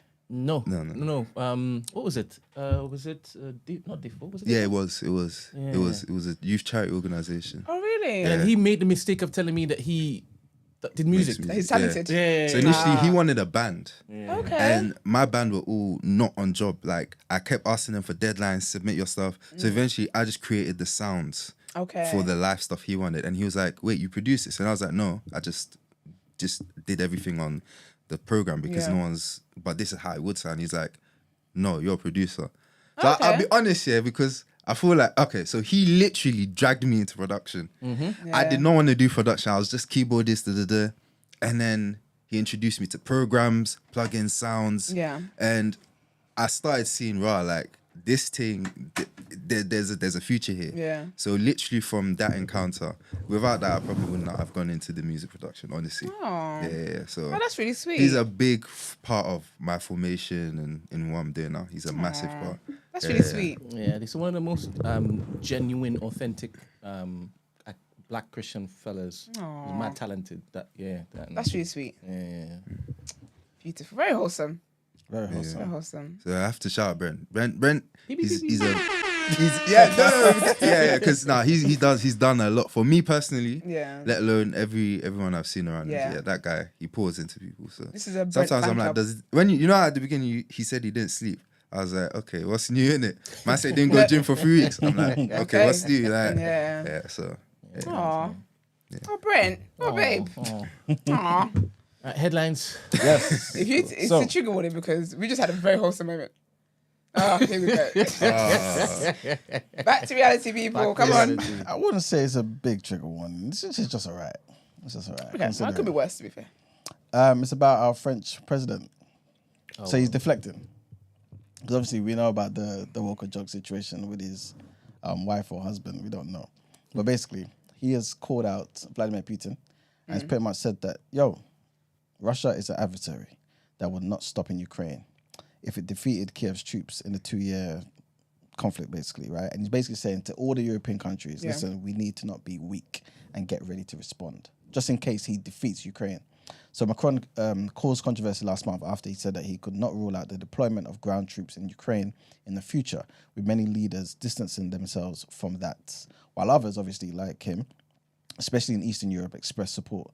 So this is what he said on TV, right? Mostly directed at a domestic audience. He said, if Russia wins this war, Europe's credibility will be reduced to zero. Macron said he deeply disagrees with opposition leaders. Today, this is what he said, deciding to abstain or vote against support to Ukraine, it's not choosing peace, it's choosing defeat. It's different. He said it was important for Europe not to draw red lines, which will signal weakness to the Kremlin and encourage it to push on with its invasion of Ukraine. He refused to give details on what deployment to Ukraine might look like. And our last headline, trigger warning on this one. And militants from the Islamist Al-Shabab group have attacked a hotel near the presidential palace in Somalia's capital, Mogadishu. This is according to security sources and witnesses. The group have attacked the Sil Hotel before. This is not the first time, which is popular with government officials. Witnesses reported blasts and gunfire coming from the hotel, telling Reuters that fighters were still inside. It was not immediately clear if there were any casualties. The armed Mujahideen control the hotel and are shooting workers and officers of the government in the hotel. This is what Al-Shabab said in a statement claiming responsibility for this particular attack. A resident who goes by the name of Farah Ali, who lives near the president's office, speaking to the same newspaper, said, we first heard a huge blast and then gunfire followed. We understand the fighters are inside the hotel, for we hear exchange of fire. Several gunmen forced their way into the building after destroying the perimeter wall with a heavy explosion. Al-Shabab controls large parts of southern and central Somalia. The group is affiliated with or to Al-Qaeda and has waged a brutal insurgency for nearly 20 years against the UN-backed government in Somalia. So sad news there, man. But that's it for our headlines. Time to pay the bills. All right, let's get into the reaction.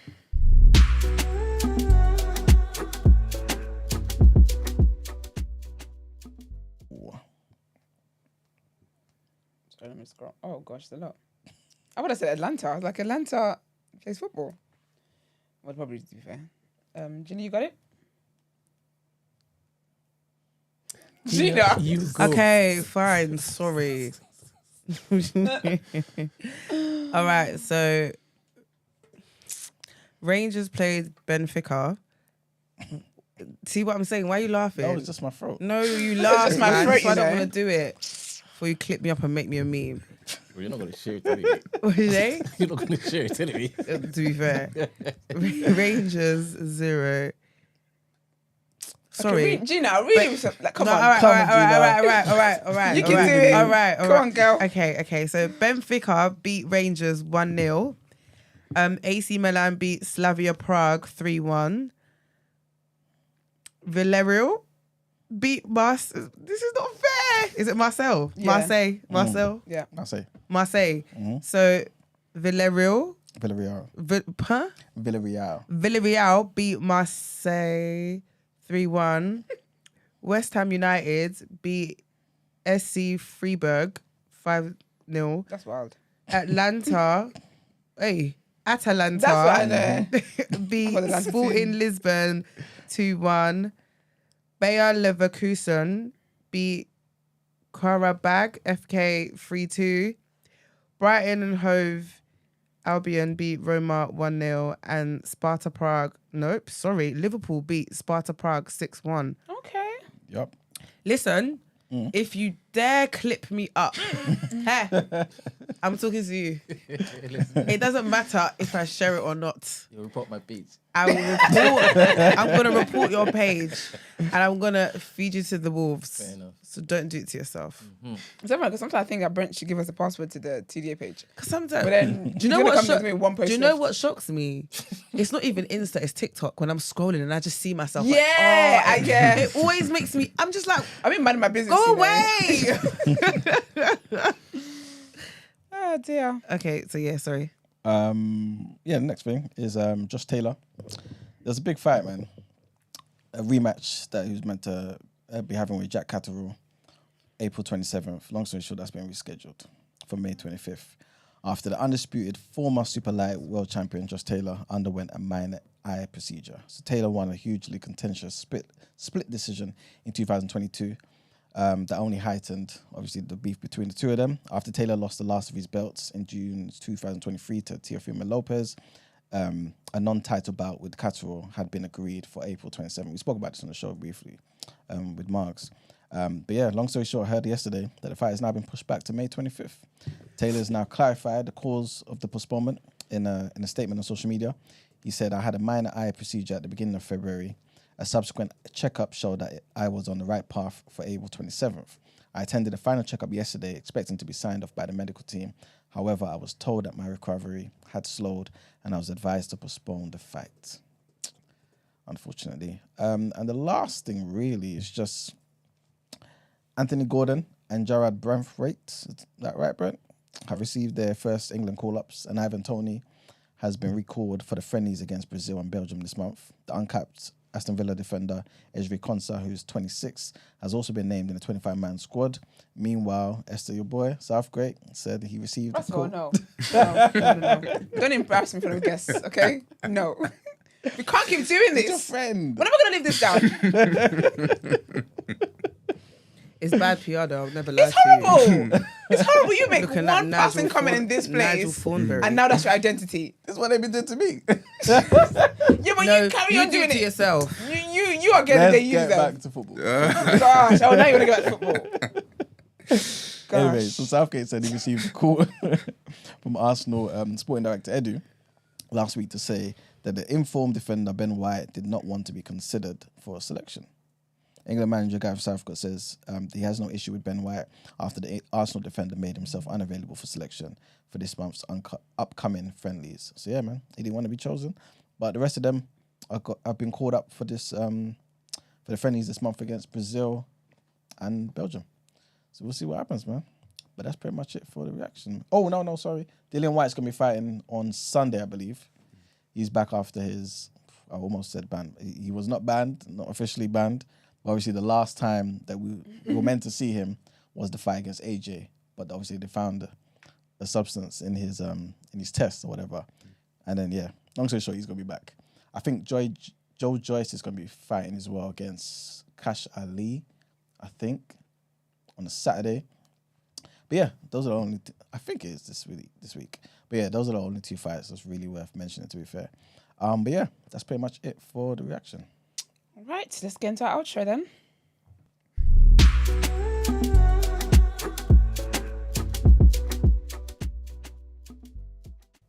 All right, people, thank you for tuning in. We appreciate it as always. Don't forget, say a prayer for Davina. Say a prayer for Davina and her beautiful baby when you can. You can do it now, okay? Not when you can. Do it now. Thank you very much. Also, thank you for tuning in. Please don't forget to like the video, subscribe to the channel, all that great stuff. And big up our researchers as always. Wasn't the topic of the day from the research as well? It was from Jay, wasn't it? Yeah, from Jay. Big up Jay. The Black Korean. Okay. It'll make sense to her. Big up Jay, okay? Big up Jay. Don't forget you can follow us on our social media platforms the day after TNB. And we are on Instagram, on Twitter, on TikTok, and on Discord. Yeah, we're on Discord. Brennan's going to have his old conspiracy stuff on a new channel going on there. I'm even gonna look to try and put the stream for the Champions League draw on the live stage. Oh, that's the whole event. Yeah. Are you really invested in the football industry? Really invested in itself, doesn't it? Yeah, it's a world. That's really sweet. Yeah, global export. Ah, okay. So yeah, keep an eye on Discord for all that information. You can send your dilemmas via voice note, text messages, WhatsApp, all that stuff. The number is 075-6484-1073. Also big up Saleh. Saleh called us today. Don't forget you can inquire about the show, or if you want to feature on the show, our email address is thedayafter@thenewblack.com. David, I hope you're going to come back and be a proper guest and let people see your face. You know, I wanted to come. I told Bren I was going to come today, but I didn't know if I wanted to come because I was going to come late. Oh, okay, I really wanted to come from the beginning. You know what I'm saying? Because I want to see this organically. You know what I'm saying? I didn't expect to jump on mic, but next time. Yeah, you jump on mic and on the camera. Yes.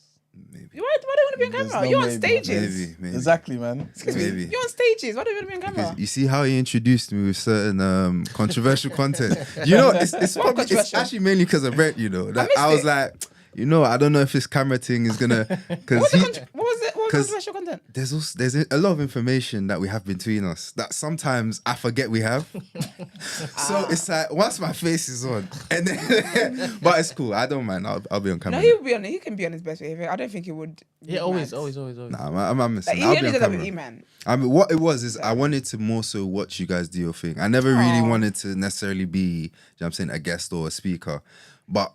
We've come to find out your family at this point, so literally. Man, you're gonna have to. Yeah, don't worry. Come back. I'll do it. Don't worry. Yeah. He's got a nice face, guys, so you can take my word for it. I wouldn't make such a comment if he wasn't nice. Just let that go. Yeah. I'm joking. Guys, I'm just. You know I'm in the charges. No, she's definitely joking. What do you mean never beat them but charges? This is what Ghanaian women do, innit? So. Where you from? I'm Ghanaian. Of course he's Ghanaian. Like for like. What do you mean? Where is he They'll from? never let you know they like something. Just it's okay. These times they're burning. Don't do that. Let me chill. Oh dear. All right. Well, David's gonna come back at some point. But yeah, that was it. Everyone have a great weekend. Yes. Anything else? That's it, you know? Yeah, that's it. All right, we'll see you guys on Monday. Bye. Be blessed. Bye. Peace. Peace.